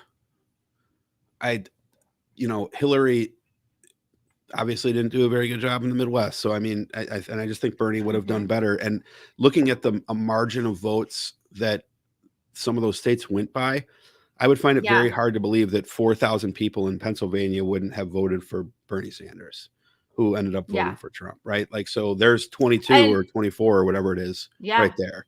I think it would have been very close, and I think it absolutely could have been. Because again, I live in Idaho, so I'm like, absolutely not. But there were places in the Midwest where it was a lot closer, and I think potentially and I mean, Bernie could have taken it. I was still pretty conservative back then, and I didn't vote for either one of them. I voted for Gary Johnson, right? So Now I would not vote for Gary Johnson, but at the time I was in a different place on the political spectrum than I am today. So Jason in 2016 is not the same person as Jason in 2022. That's what you need to understand, right? Because I've realized more things. I was like, oh shit, look, I was fucking wrong about all this fucking shit that I thought I was right about. So okay, since I was wrong, I'll go there. Look where progressive now. Okay, I guess that's where I am. I'm not like loving being here. And I'm not saying that because I don't like being what I am. I'm saying like it's not like I was aiming to become a progressive all this time, and now I'm on my way to DSA. This is like the spot, and the column is named this, and that's where it is. But it's a super interesting conversation. Like I've actually never had that conversation before about like breaking down the math and looking at whether or not who would have won that battle. But if I were a betting man and I were betting an amount of money that meant something to me, just seeing how narrow a couple of those states were, I probably would put my money on Bernie, because I'm not sure that the states that went for Hillary would have gone for Trump because people were scared of the Red Scare, with the possible exception of Nevada. Nevada might have gone for Trump. But I think that if the math works out, I think that the three other states, Michigan, Wisconsin, and Pennsylvania, were close enough where they would flip the other blue, and even if Nevada flipped red. So I mean, like California and New York weren't gonna vote for Trump. So I still think Trump would carry Florida. Florida is a fucking red state. I think we have to look at, like, we can't keep counting on it. Like it was close in 2000, it was close in 2004. It's not that close anymore. Bill likes your hair. I know, thank you. It's so loud. I can't do microphones with it, so it's just got to be up. I'm really fucking offended, man. Bill's been watching this show for 2 years. Has he never said that he likes your hair? Hair, shirt, eyes, nothing. Not a thing. I get my beautiful sister on the show. Fucking their hair. God damn you men, you pigs, you monsters. Always. I'm just teasing, Bill. No. I know you like my hair. I mean, who wouldn't like this beautiful mop up here? What does that tell me? It tells me that here. You want to know what it tells me, Mikey? It tells me that this should be the show right there. It's super not fucking lost on me. All right. So, okay. So how do we want to wrap? What do we want to talk about for the remainder of the show? We can do whatever you want. He loves your t-shirt. Oh, well, thank you, Bill. It only took you fucking 2 goddamn years. I know you're fine. I don't mind the hair comment. It only took you 2 guys. No, but you know what? While I have a second, let me just say, Bill has been probably one of the most loyal listeners that we have. Past Shelf Life. Sorry, I don't use your real name, but the weekly emails, we love it. Back when we were the old podcast, Voice from the Underground. You've always been loyal. You've always told us how you feel about stuff. And, I'm not going to say I read every one of your emails because sometimes I'm busy and they're long, though I'd read about 85 to 90% of your emails. And I super appreciate the fact that you take time out of your day, which has value to you, to write to me and Mikey and Haas and now Lindsay and Anna and Lauren and all those guys. Super appreciate the fact that you do that, Bill. Thank you so much for being there. Yeah, thank you. Even though you don't like my hair. So we can watch, what do you say? We got a couple choices. We can just talk some shit. We can watch some videos. We can go over some news items and maybe on Twitter or whatever for half an hour. Wait, are they Trump videos? Because we might lose Mikey if they're Trump videos. I'm actually kind of hoping that we lose Mikey, to be honest with you. And by the way, if you're watching on Twitch, please stay on till the end. See you, Miss Because Rogers. Thanks so much for stopping by. I just said stay on for the end. Miss Rogers says, she said, thank you for joining. I'm just kidding. It's Thank you late here. Yeah, thank you for taking your time. So we got 3 choices. We can watch some news stories. We can go over. We can watch some videos, or we can call it a night, and you can go to sleep. It's your call. It's on you. Oh, thanks, Fast Shelf Day. Let's go for a couple of stories, and then we'll call it good. Maybe say like 20 more minutes or something. We'll hit the news fast and hard. Yeah, we're at 1:40 right now, so we'll do that. So let's see here. Let's see what's happening on soon it'll be me. He see if there's insults. anything good worth That's when I talking know I'm about. part of the family, Mike. What's is that? When Mike says it'll be me that he insults soon. So I'm like, that's when I know I'll be part of the family. Oh, he's not lying to you. No, I know. I was gonna say that's when I know. It's like that's real sister status. The MST3K tree. Oh, you know what? You want to talk about Iran though, didn't you? I mean, we can. We don't have to. It's like there's like a lot of news. We can talk about it. Yeah. Well, give people while I'm pulling Twitter up here. Give people what kind of your thoughts are on what's going on over there. Oh, okay. So just kind of an overview. They have the morality police, and a woman was arrested for not wearing a hairscarf or wearing it too far back. I've read 2 different things. And she was arrested and while in custody, the family is saying that she was beaten so badly that she had to go to the hospital, had major brain bleeds. The morality police are saying she had a heart attack and collapsed. There is video. I haven't seen the video that shows her collapsing, but I don't think it really corroborates the morality police's story. And I'm disinclined to believe them.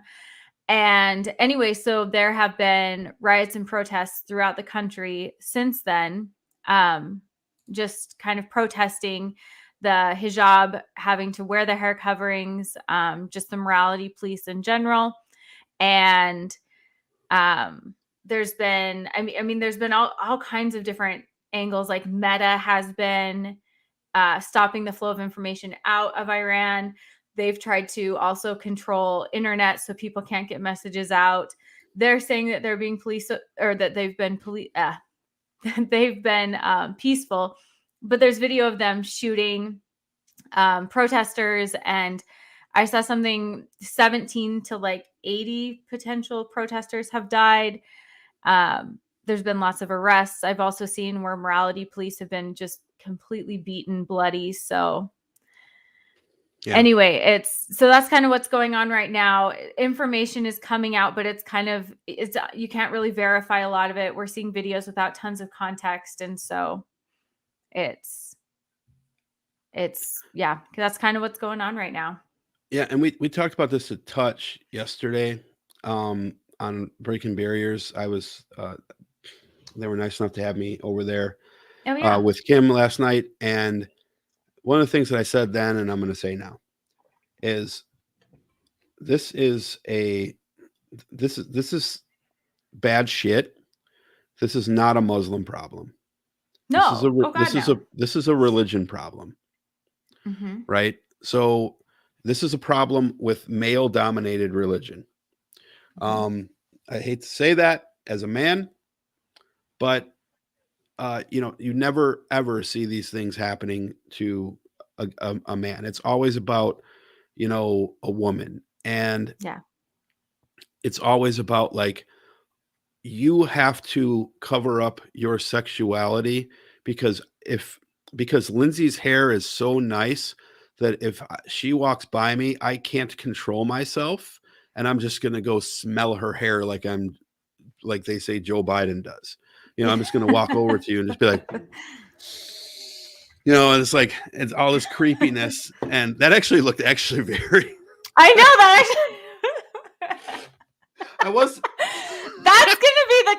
That's going to be the clip. Like you saying that and then that clip, that's going to be somewhere tomorrow. And we're all going to be like, well, shit.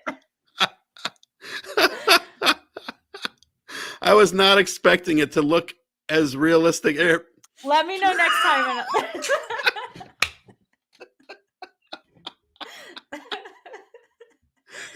Canceled. I was gonna say, first and last episode of this show.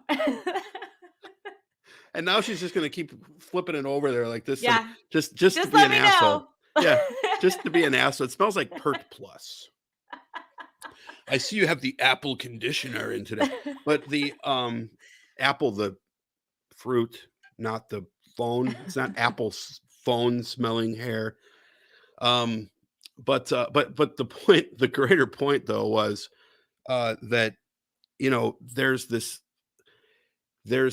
idea that women who are victims of sex crimes have a role in their victimhood because of what they wore or where they were.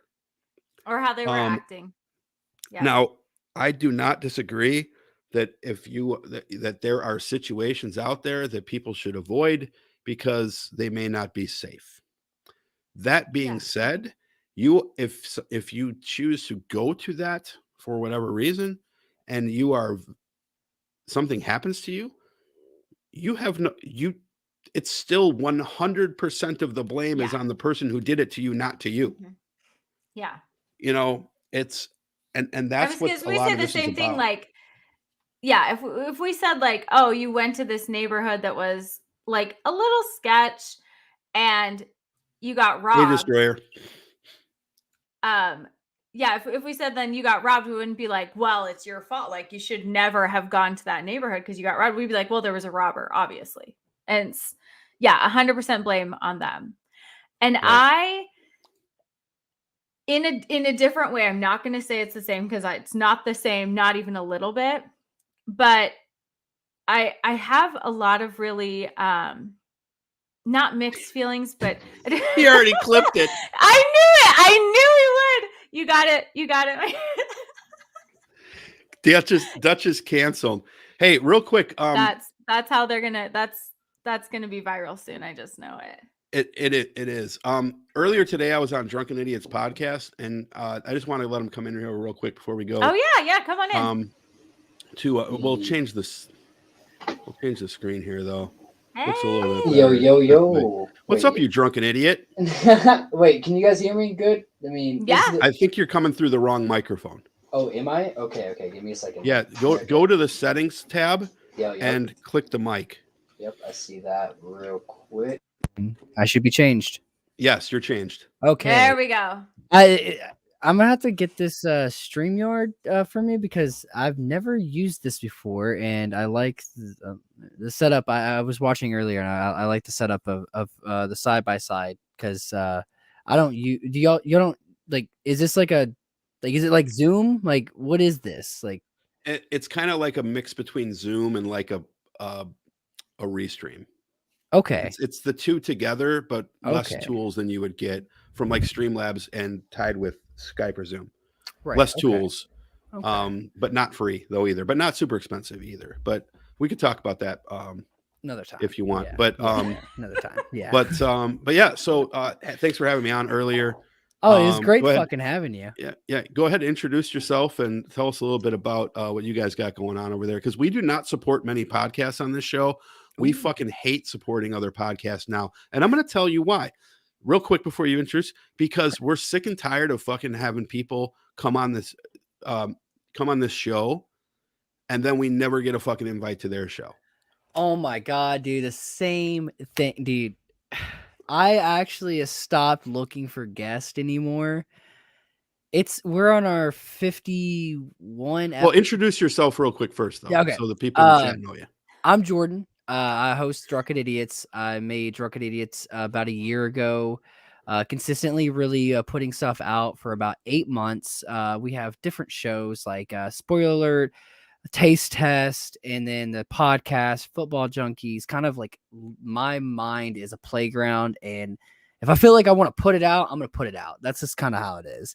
And the podcast itself was during 2020 when all this crazy shit was happening. with with all of us getting into politics and also the protests were happening.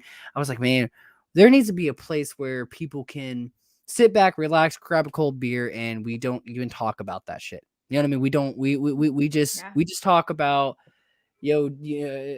stuff that we see, on our phones, where we see like hot topics on content or a conspiracy theory, stuff like that, just crazy stuff where we just don't focus on reality, I guess you would say. A good hour or two to get out of reality, really.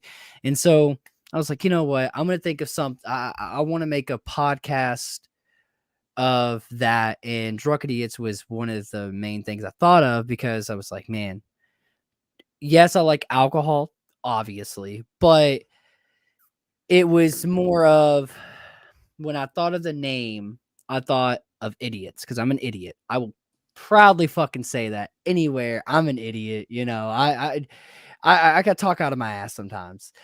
So I was like, we'll go with an idiot, a drunken idiot. You know what I mean? Like, who else? You know what I mean? Like, way to set the self-deprecation is always good. Exactly. Right? So, and yeah, you guys that's have who we are. you guys are not a political show at all. No. But you are on a political show, and you are, Yes. from what I understand, you are like way far left, right? Yeah, So dude. Yeah. so you're Yeah. you're in a friendly zone here. So I'm glad to hear that. It's been a lot. Actually, I don't think since of me being an adult, like since of me getting into politics, I live in a red state, Kentucky, and I am not around. I'm not around far leftist. I'm not even around like tipping the toe of left. you and Lindsay can share some Yeah, I stories. feel that. I'm in Idaho, so Ooh. like it's Yeah. red. It's real red. It's, Yeah. It's as red as it can get there, for sure. Yeah. It's same here. I mean, I have buddies that love fucking Mitch McConnell, or love our old governor Matt Bevin, and I'm like, bro, what do you mean? Why do you like someone that literally has taken away so much from us? I feel always out of place, and so like being here, I feel already in place, because I don't know many people that agree with what I agree with, especially How's the water situation in that general area? Oh, down dude, there? great. Our situation with water is fantastic. We're actually blessed. I mean, with the filter, with us having good water, drinking water in general is good. We actually have, I don't know if it still stands, but we actually, Louisville is one of the top rated places for water. Like Kentucky in general is like really good, but Louisville is like the best water in the state. Oh, you're in Louisville? Yeah. Well, okay. Yeah, so you're far right north then. You're like almost in Indiana. Yeah. See, well, I grew up in more the south, like more of a south of Kentucky, Bullitt County area, and different vibe down there for sure. Yeah, man, that's a vibe that, like, it's a culture shock, one of those things. But yeah, Louisville now, and our water, I mean, it's can't complain. When I go to Indiana, dude, I'll go to Indiana literally just right over the bridge. I poured a tap water. I was hanging out with my buddy. We are getting drunk, and I was like, man, I need some water. Poured out some, got his tap water, poured it, and I looked at it. I was like, man, this looks weird. He's like, what do you mean it's water? I was like, it looks milky. And he's like, it's water. I was like, all right, well, I drank it, and I was like, what the fuck is this? Threw the cup, and I was like, nah, not drinking it no more. And he's like, what are you talking about? I was like, all right, bro, you come over next weekend. Try a little water. He looked at me like our water was gold. I was like, dude, your water, like, it's crazy how water tastes different, Isn't it? I think it's weird. It's really weird. I can't hear you. Is that me? That's me then. Oh yeah, I think you're muted, Dutch. Yeah, I was muted. Okay. I'm a professional at this, guys. Okay. But I know there's been a lot of water issues, especially with like getting with all of the problems that have been going on, even getting like bottled water in Southern Kentucky, Southern Tennessee, from what I understand. I Oh believe yeah. northern Alabama, that sort of thing. So that was what I was referring to. Okay, so now, okay, yeah, when southern Kentucky, they got hit by a tornado really bad earlier this year, and ever since then, the supply system of their water system has been bad, like really bad.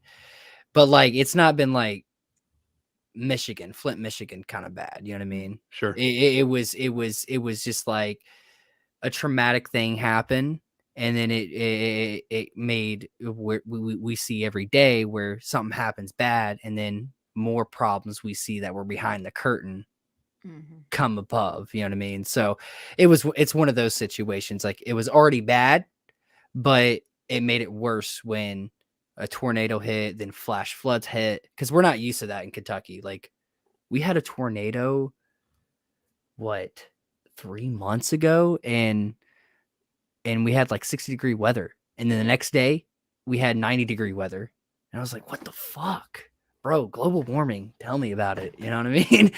Yeah.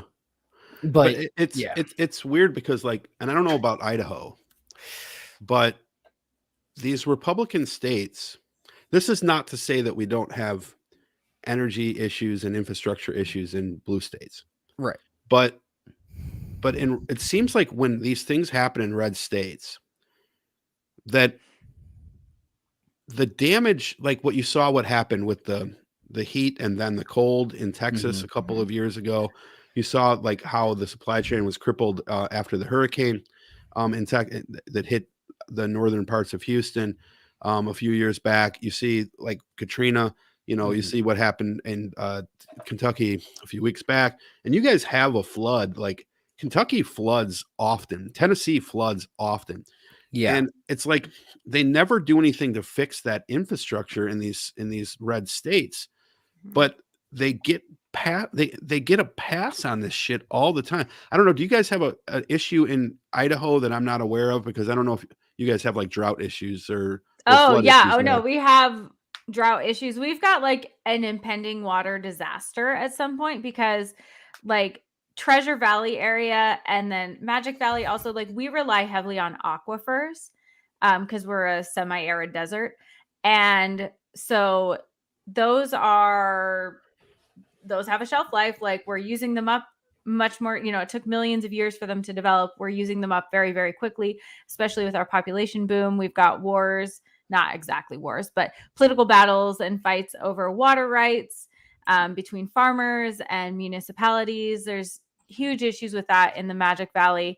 And so but we don't talk about that. We talk about like pride and transgender kids being able to get healthcare and CRT and libraries having books about, puberty. So we don't actually ever address the fact that we're going to run out of water and that we're going to struggle to have water for everyone who needs it. We just talk about these culture war issues and get people all riled up about that, and then just ignore the fact that in like a decade we're going to be in a complete disaster zone. So Oh yeah, and that's the same way for Kentucky here too, because like it's crazy that you say that, because like the main thing I hear when, like, we have a governor that Andy Bashir, he is the fucking Lord and Savior of fucking Kentucky right now. I'm not gonna lie. I don't know who if you don't know who Andy Bashir is, but he's our governor. He's a Democrat, and whew, thank God. But I still hear that, it's always the gays are taking over, abortion or all this like stuff that, like, let it, it doesn't fucking matter. Like, let us be who we are. But why aren't we looking at the destruction that is happening all across our state? Like, this whole summer, I work outside. I work outside. I'm a landscaper, and this drought, we had a drought for about 2-3 months. Like not a bad drought, but it was a very bad drought in the western Kentucky, southern Kentucky, more than it was northern Kentucky. But it was still affecting the drought we had was still affecting crops, still affecting grass itself. You know what I mean? The growth of anything at all, and all the topics was just let's ban abortion, and it's like why are we talking about that when literally half of our state is quite literally in a drought, just flash floods happening, tornadoes are destroying cities, but we're like, oh, abortion, oh god, we're gonna destroy a fetus's life. I would say, there was a whole issues about teachers having rainbow colored anything in their classroom. Like, we can't talk about thank God we talked about that. Right. Yeah. Thank God we addressed the devil in school talking about gay pride, or no, like that's where we're at. We got to talk about the things that don't fucking matter. That it's irrelevant when we have these natural disasters happening all the time. But gay pride and transgendered and abortions are way worse than people dying. Actually, that sells. It sells. Yeah, it sells. Yeah. And that's why I don't like mainstream media anymore. I like CNN for a little bit, but then I'm like, bro, like all you care about is what is going to sell. You know what I mean? Right. Beyond that, who cares? Well, we'll see. A lot of people don't realize that CNN and more so MSNBC, they gave Trump so much coverage in 2016 that they helped. I think, and you got to remember, what the Republicans have 17, 18 candidates outside of Trump, and then the Democrats had like 3 or 4, the 2 main ones in 2016. Mm-hmm. And Trump got like 80-something% of the overall coverage. Mm-hmm. Yeah. You think that doesn't help? Because he would say something completely outrageous. You'd have a whole debate. He'd say something completely outrageous. Yeah. And all you'd have is like wall-to-wall coverage for the next day about that one thing Trump said. Like on every station. You see Mikey's comment, Lindsay, read that for us, because it was over $1 billion of free screen time. We should say it like $1 billion. $1 billion. It's crazy, but like now, like the Republican platform right now is scary because it's CRT. Well, they don't really say CRT. They say they're amalgamating CRT with trans. So they say, saving our kids in school, right? Mm-hmm. Protecting our borders, and defending the Second Amendment. And really there's not really too much beyond that. It's all culture issues and stuff like that. And they'll take, these culture war issues to the grave because they are what sells. They are what helps them to get votes, because people are genuinely afraid. I don't know what of, but the fear is salient. It's palatable. It is. I mean, and like the border thing, that's like a huge topic for the right to just be, we need to control the border. We need to control the border. And like, actually, I watch Hassan. I don't watch him religiously, but there's a lot of points he makes of political things that I like. And he was talking about how we should allow, and I agree with this 100%. We should allow illegal immigrants, into our country immediately.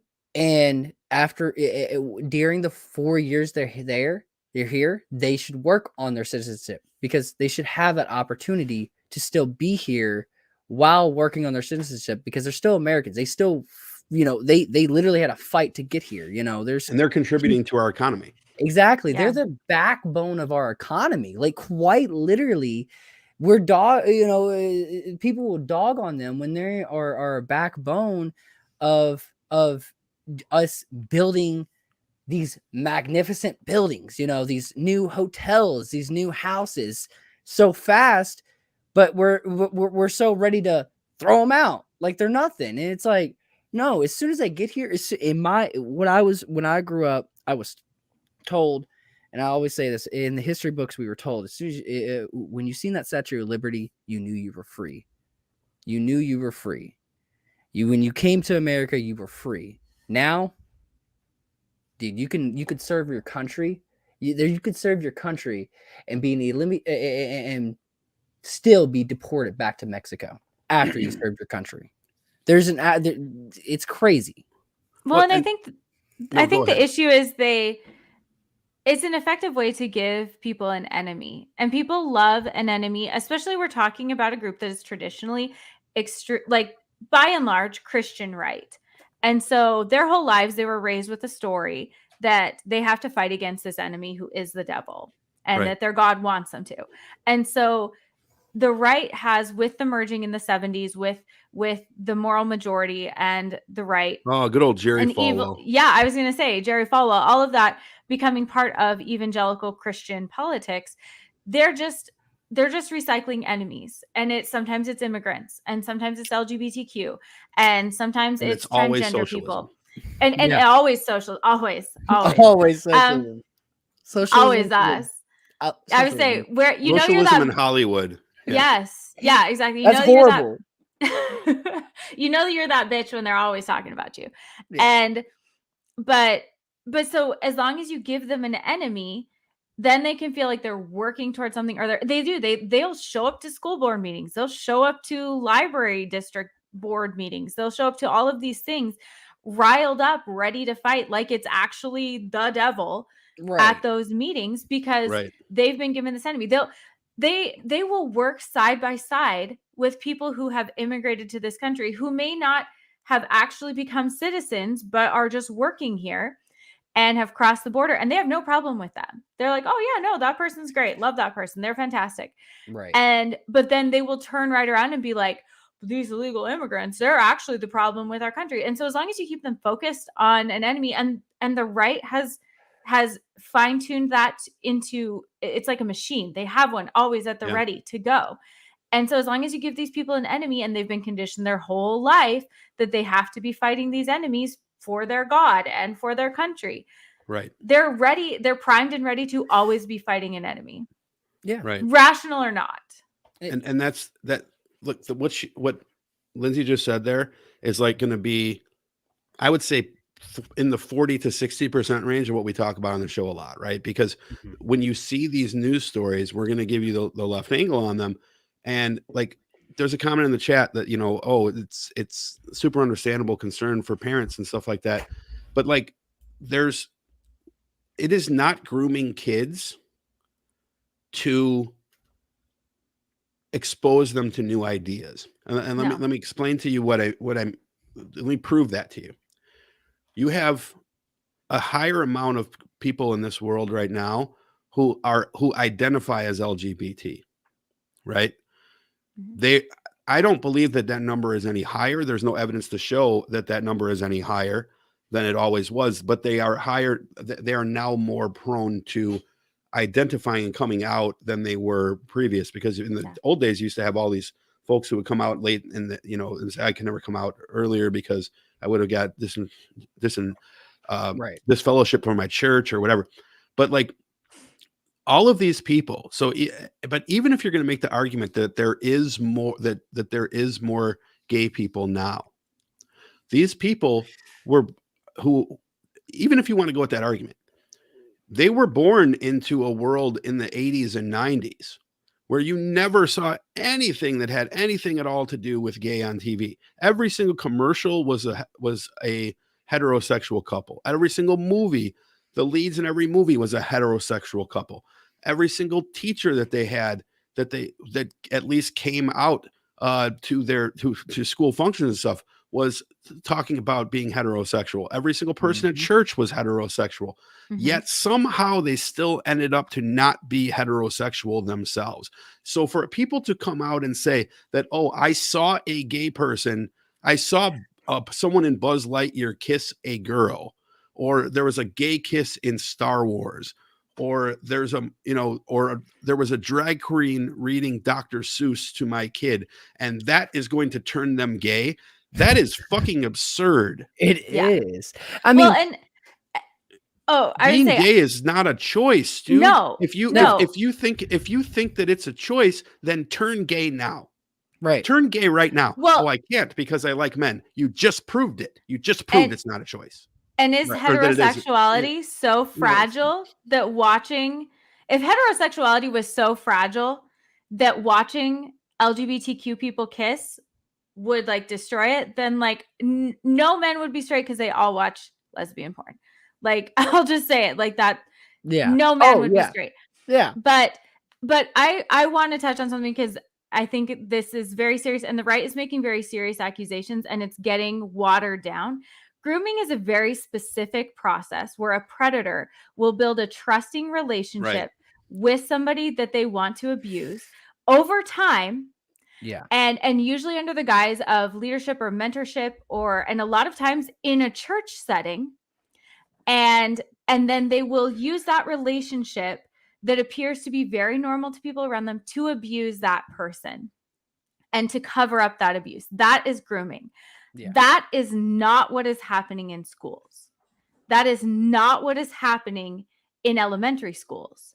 Mm-mm. That's not what's happening in Disney movies. That's not like that accusation is so outrageous and we need to keep calling it out for how outrageous it is because it is incredibly offensive that you would think this one group of LGBTQ people are grooming. Then any love story that every heterosexual love story is also grooming.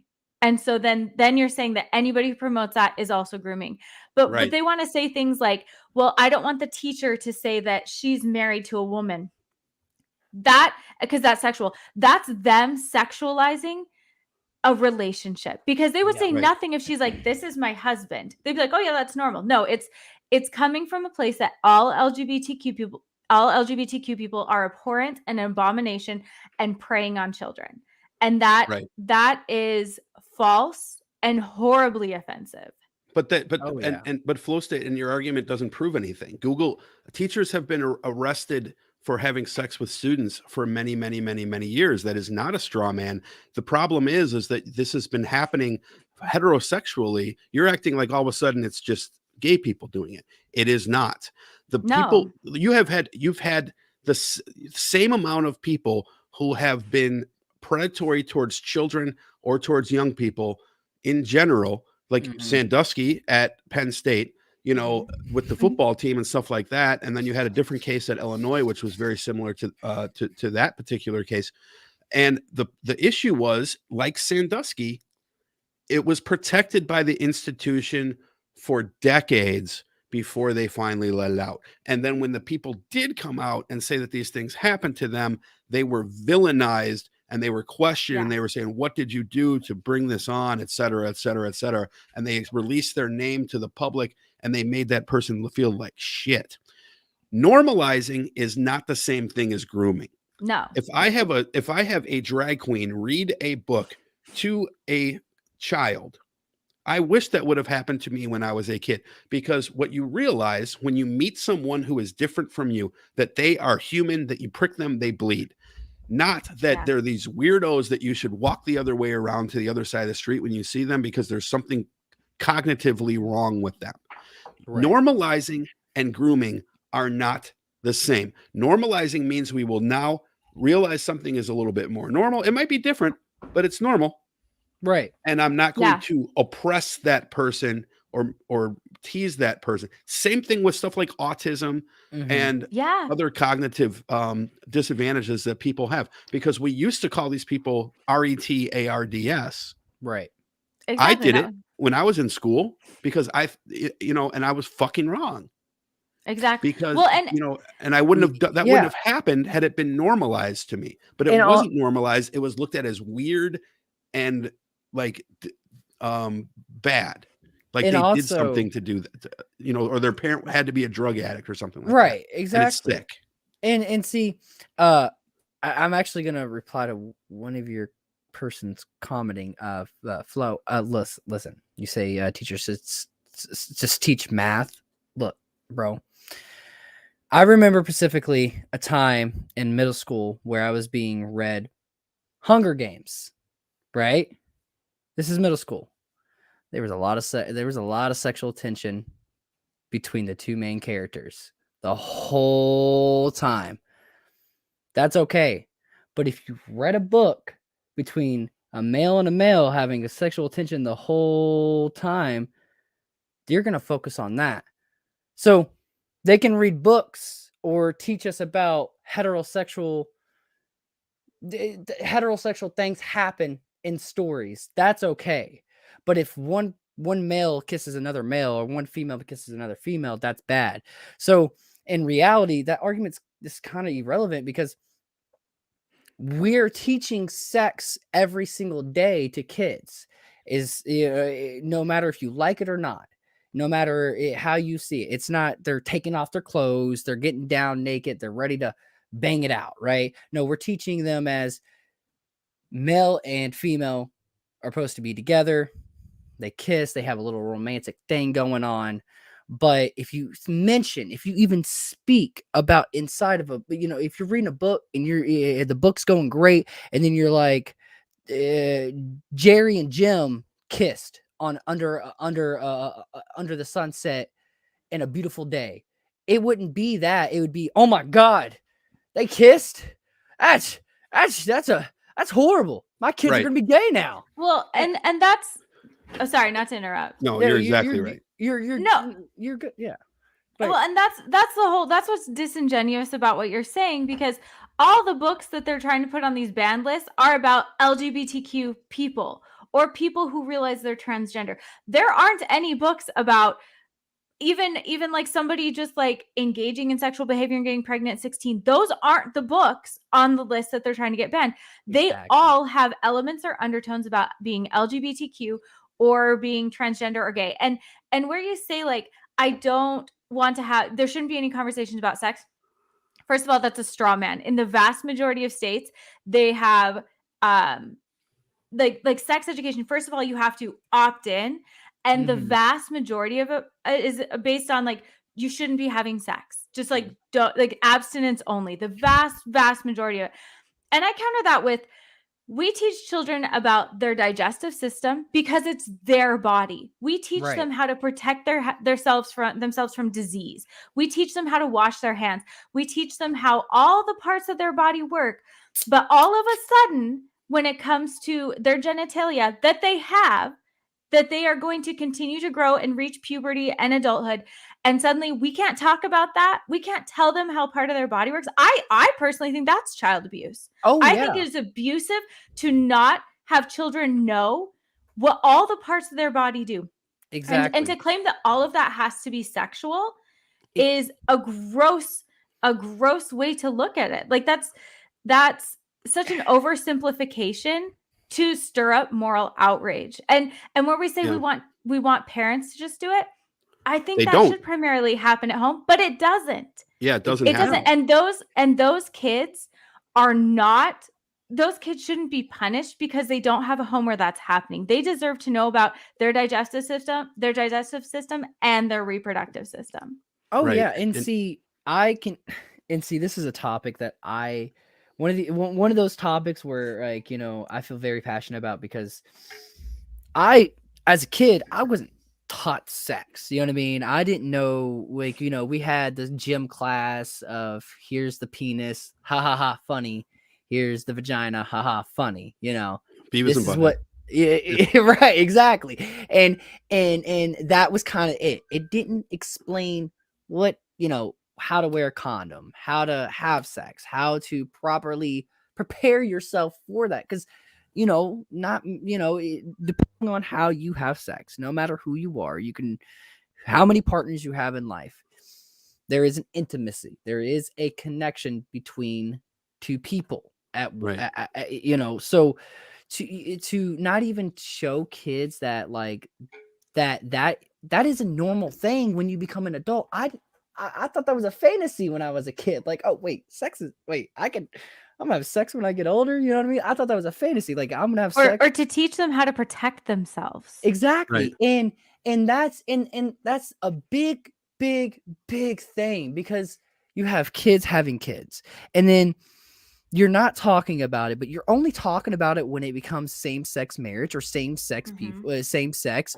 And the thing is, when you talk about the same sex, you're talking about the wrong thing. What about little Jimmy got topic that is very very touchy. So, sorry, I know we're live, but I'm gonna say it because I know how I would want to put this in my show. Jimmy and his uncle were hanging out. Things happen. How's Jimmy supposed to know what any of that? Because school never taught him that. You know what I mean? School never taught that was unacceptable. And it's not the teacher's job, but it has to be when the parents don't talk about it. Right. And anytime you talk about it, or the parents don't believe it because they're like, "Oh no, that's my brother." Exactly. And but it's not a topic when that happens. It's not a topic when that kind of same-sex stuff happens, when it involves a kid, but it's a topic when it's shown to our kids. You know what I mean? It doesn't even have anything to do with being same sex. Like they obviously magnify that one. But like to have sex ed in schools is obviously important. I had it in 5th grade. I do think that there should be an age for it, right? Like I think 4th, 5th grade is appropriate. But then, they a lot of these folks think that because they know that there is such thing as gay sex, or because they know that sex is a thing, that suddenly they're just going to say, "Oh, well, you know what? I'm just going to go have sex." That, when you teach someone to shoot a gun, do they just the next day say, "Oh, I know how to shoot a gun now. I'm going to go rob a bank, or I'm going to go shoot up a school"? Of course they don't say that. No. Because, because people still are going to do what they want to do when they're comfortable to do it. Knowing that something exists is not making someone do something. You can teach me about socialism or capitalism. I can't be both a socialist and a capitalist, but I learn about both in school. And it's weird because they think that this is the one thing kids are going to remember. You learn chemistry, science, all the other STEM courses within school, and then you graduate from school and you forget how to do basic algebra. So the idea that there's just going to remember this one sex class that they had, and now I'm going to go have sex with another classmate in the bathroom because I had a sex ed class today, is fucking absurd. It's just fear mongering. Should it? And I agree with Lindsay. Should it be in the home? I totally agree that the home is the best place for that. Yeah. But there's two things. Some people are afraid to do it, and other people will teach it with a dogmatic bias that will make it seem like those things are immoral or unnatural. So then when they hear about people doing it, they'll have, their brain will be in the wrong place, right? And lastly, when it comes, because I know we got to sign off because Lindsay, it's late for Lindsay. If you really want, and Flo, I know you're not going to disagree with this because you're an atheist, but you want to talk about a book that should be banned. Hey, I know one that has a lot of sex in it, and it starts with a B and ends with Ibel. Can I say it for you? The book is sex from start to finish. I mean, Adam went into Eve, and they had Cain and Abel, all the way down to to the last.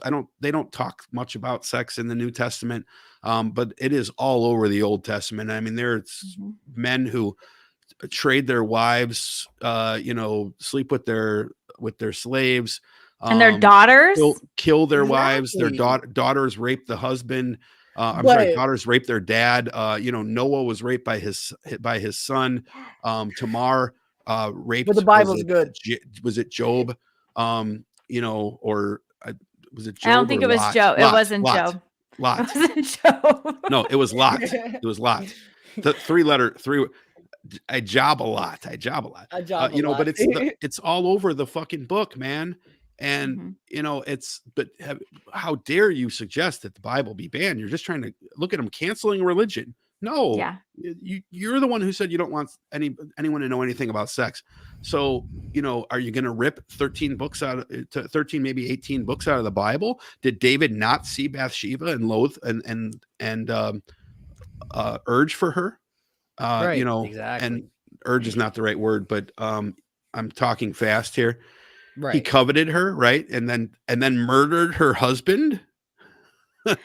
Exactly. Well, and Flo, what you're making straw man after straw man now, Yeah, where I you're was just saying like, saying, yeah. why should we trust teachers? They have to have, first of all, they The have to no have true bachelor's degrees, Scotsman and fallacy, it's not like Mikey. if your children's teachers are a stranger to you, that's your own damn fault.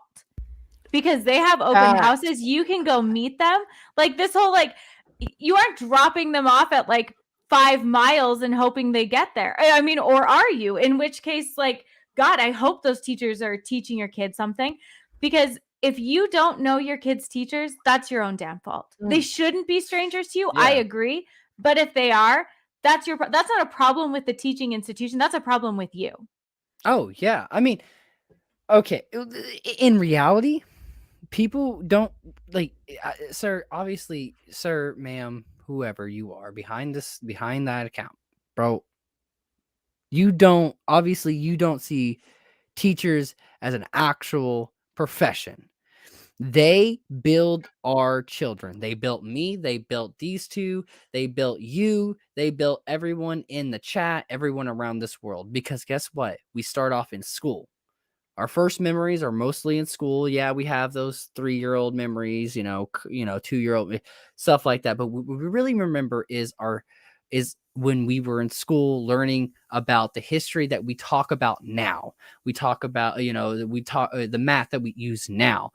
Teachers are not disposable. And we need to realize that, because when we realize that is when they feel like they're actually important enough to really strive for our kids. They already strive for our kids. I mean, I don't have kids, but for your kids, I don't have kids, so I'm not going to say my kids, but for my future kids, they strive for my future kids, and they buy supplies for my future kids. They do these things and only make no more than like $50K a year in the beginning. If that, and that's Oh, so much less than that in yeah, I Idaho, would like say that's 32,000. Damn. yeah, I would say in Kentucky, yeah, it's like 32,000 in the beginning. Exactly, yeah. And they're expected to do all this, but you complain you're complaining about things that are irrelevant. If you can't have these conversations at home, where can these conversations be for these kids? Because when you go to school, you're supposed to learn. No matter what the learning experience is, you're learning something. In your life, you're going to carry that. It's for the rest of your life, no matter how you carry that. And the moral of it is that no matter how you look at teachers, they're the backbone of America, really, because they literally taught us what we know. I wouldn't know how to say my ABCs without my teacher, because my family was not there. They were just, the teachers will teach you. That's it. They weren't there. They didn't give a fuck. So for other people that I know are just like me, and kids that grew up like I did, are only going to know stuff because of teachers. And they are still looked at as lesser than me, the next person. That's bullshit. That's bullshit. And they can teach sex ed. If they want to fucking show, if they want to say fuck the Bible and all this other stuff, they can say it. Because guess what? You're not saying it. You're not guiding them the way you want to guide them. You're just teaching them. You're just giving them to the teachers and expecting them to do your job. I don't understand what, brother. I don't understand what it is that you think flows that they're doing. And honestly, I don't feel like the conversation's really going anywhere, to be honest with you, No. because like, with all due respect, like there's something sinister that you guys think is going on, because you've convinced yourself that something sinister must be going on, because you've convinced yourself of it. And why do you feel that way? Because it must be, so it must be true because I think, and then you pull up a random case from like, oh, this happened in San Diego, this happened in Tulsa. So it must happen every single place. And even the stuff that you bring up is usually, put out of context, right? Like yes, there are teachers who are monsters. There are police officers who are monsters. There are politicians who are monsters. There's business owners who are monsters. Because guess what? When you have a group of people, you're going to have a few monsters in there. You know, so you've got that goes for every single group that is out there. So Mhm. that is a human problem, not a teacher Yeah. problem. Okay. Yeah. You No. know, Yeah. No, I it's agree. And you, it's not more prevalent. preachers are I monsters. was gonna say it's not more prevalent in that profession. It's not a systemic issue with the profession. Right. Like Right. it's a human thing, but it's become so focused on schools. Like why when like the Southern Baptist Convention just had 250 pages released of covering up all kinds of abuse, Oh, but yeah. I have not heard a peep from the right about that when they're Yep. talking about wanting to protect children and to create the best atmosphere for children. I don't hear any of that. Like the Mormon Church just had a huge scandal where they have a hotline that they've used to cover up abuse. Nobody talks about that. Oh, Like yeah. that never comes up when we talk about protecting children. And Right. so I find it disingenuous if the conversation always centers on teachers because they're an easy scapegoat because Right. because they're already over, like our society already chews them up and spits them out. Oh, yeah. Right. It's just like being mad at librarians. It's just like it's again this nebulous enemy that you can make that there's not actually something real you're upset about. There's a fake problem and people have told you that teachers are the enemy, like perpetuating that problem. Right. And so it honestly, it's disingenuous. It's as disingenuous as when we talked about globalists earlier. Like it's just a disingenuous dog whistle. And Oh, yeah.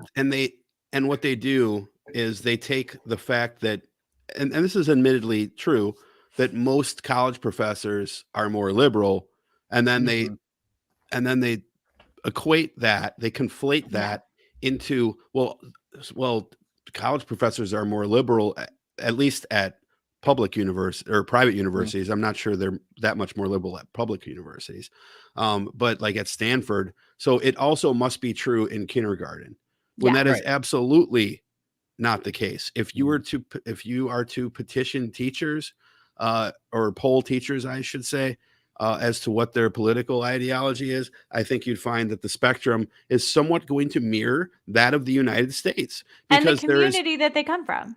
and the Right. community that they come from. If I go to boys,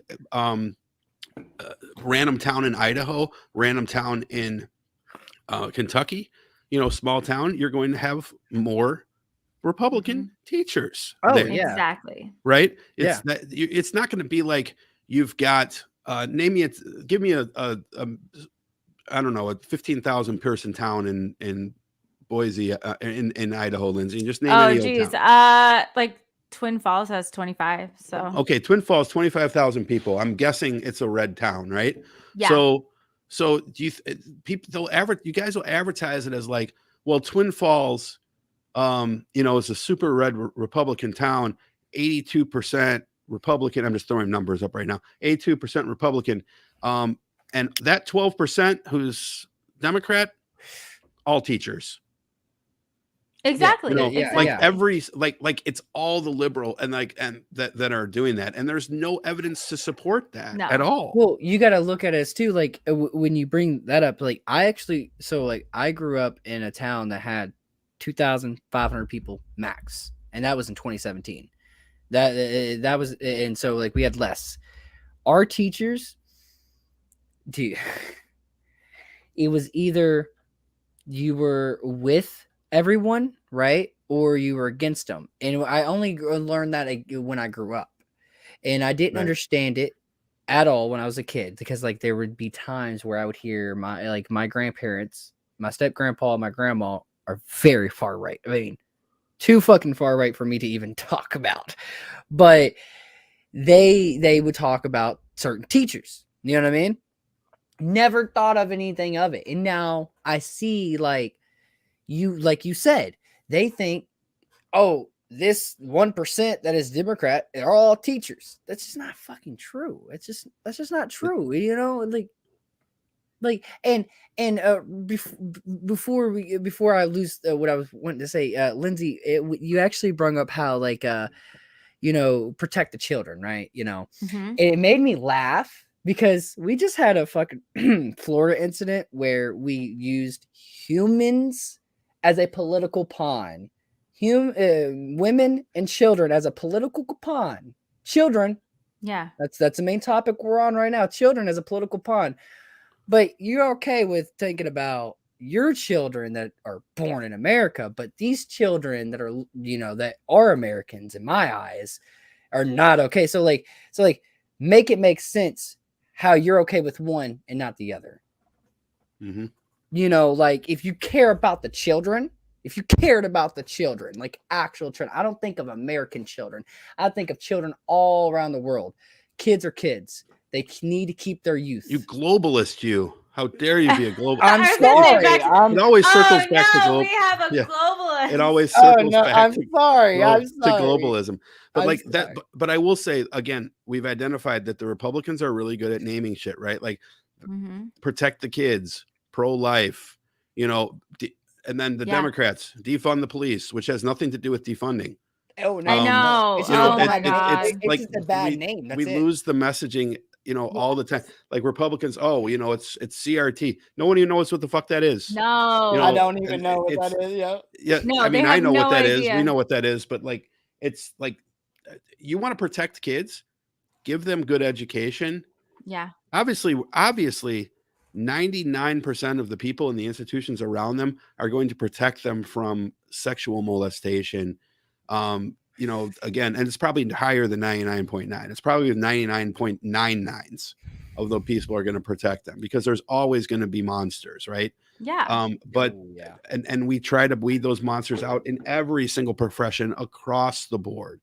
Yes, we should be more careful with teachers and with clergy members and with Sunday school teachers and with coaches and stuff like that who have direct interactions with teachers or with children. Yes, of course we should. And guess what? They have those, at least in the schools. They don't have it in the church, right? No. You go in there and you say, oh, by the way, I'm a Christian. Oh, yeah. Well, how about you teach Do you want to first teach grade Sunday school? Yeah. How about you go teach them your Make America Great Again agenda? Oh, yeah, I'll do that. Yeah. And then, I hate LGBT. Come here. Let me touch your penis. Exactly. It's disgusting. And again, Flow State, personally, I know that you're anti-religion, so that particular argument is not against you. You'll probably agree with that particular statement that I just made. But the people on the side of the aisle with you are not screaming that part of the argument. They think that what I just said is monstrous. And that it's, and if they're evangelicals, it's a Catholic problem. That's why Catholic isn't really Christian. But they're not really Christian. Like if someone is a Republican and then votes one time with the Democrats, they weren't really a Republican. They're a rhino. They always push these folks away. And when we do that on the left, like we do with Dave Rubin, who really was pretending to be a fucking Democrat, they're like, oh, look, Dave Rubin, he's a Democrat who agrees with us. Tulsi Gabbard, she's a Democrat who agrees with us. Those people have shown their colors. They're not that. But they'll still say, oh, well, we have Democratic Congresswoman Tulsi Gabbard on the show on Tucker Carlson again tonight, except not a Democrat.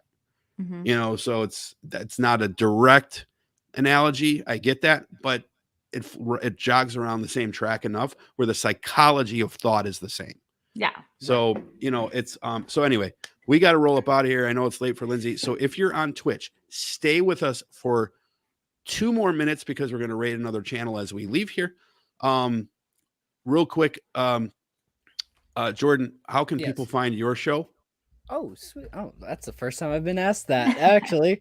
You guys can find us on I'm a professional. I appreciate that. I really do, for real. You can actually find us on twitch.tv/Drunken Idiots Podcast. We are mainly on YouTube.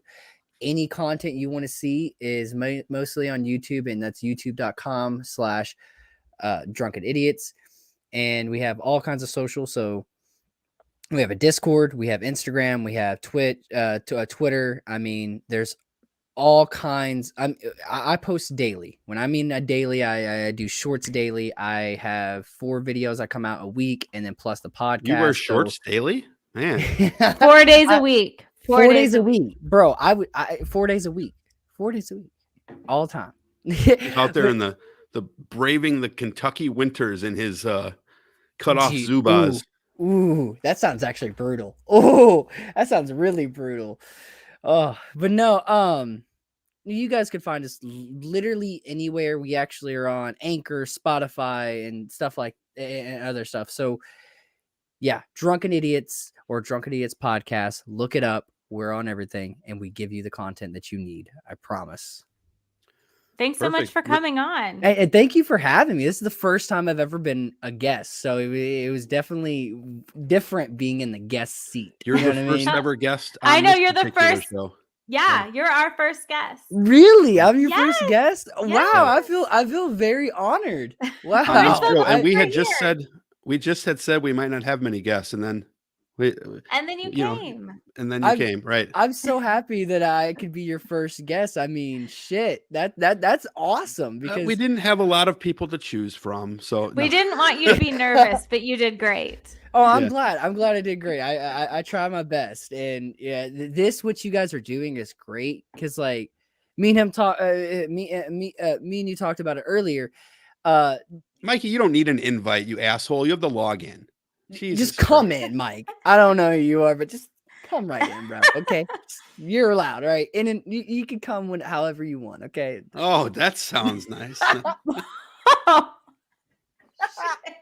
You've been groomed by the globalists. I'm sorry. I'm sorry. I like to groom. I like to groom. The left flubs again. It's after like- midnight. The Holy Ghost went to bed.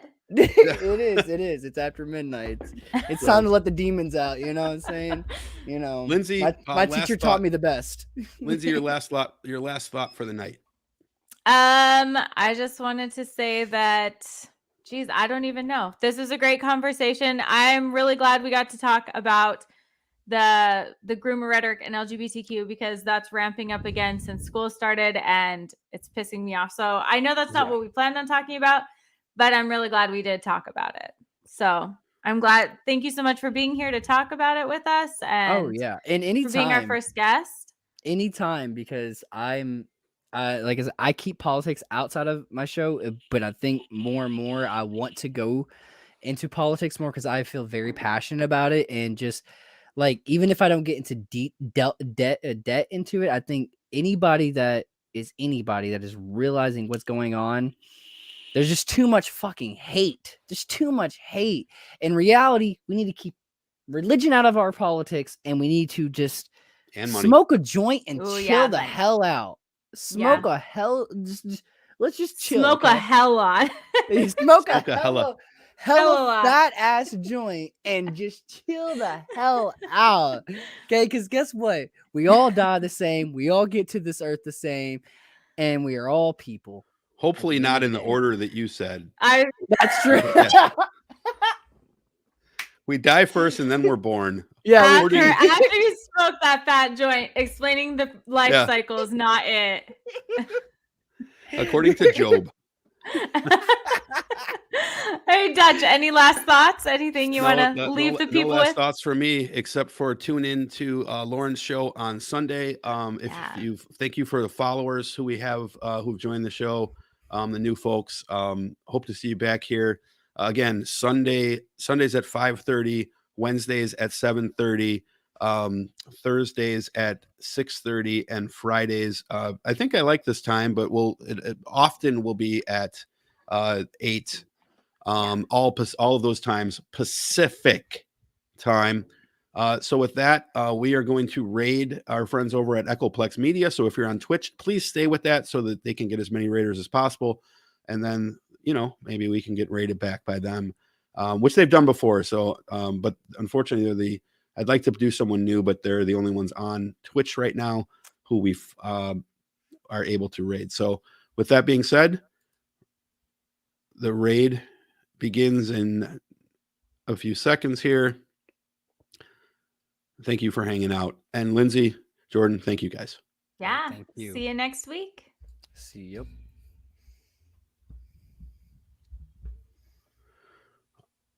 All righty. So I think we're still live on YouTube. So we'll lose those followers. But for those who are still here on YouTube, we're gonna sign off here in a sec. But again, just thanks again, brother, for popping in, and thanks for having me on the show earlier. I was actually just going to mention that, but I'll send you a message about StreamYard, this platform.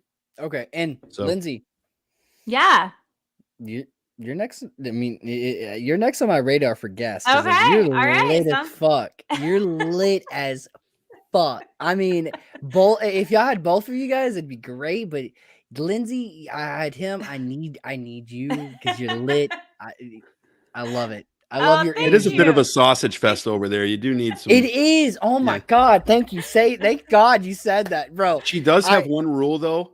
Don't try to sniff her hair during the show. I would say Dutch already did, and like Yeah. we got screen grabs and everything. Mike's Yeah, got it's it. clipped and it'll go not viral. Man, So- I wanted to pull that old Joe Biden on you, you know. That's gonna be Yeah. a new thing. I just know. Yeah. it. Yeah. Seriously though, like, yeah, I would like to have you on it. Hey, you know, I think. right? Whoa, Mike. Mikey. You know, you're still live, right? Yeah, we're on YouTube still. I know. Okay. Twitch But, is yeah. Twitch is flipped over because I can see it on my phone. Wait, Yeah, so it's wait, just someone wait. reading All Mein right. Kampf.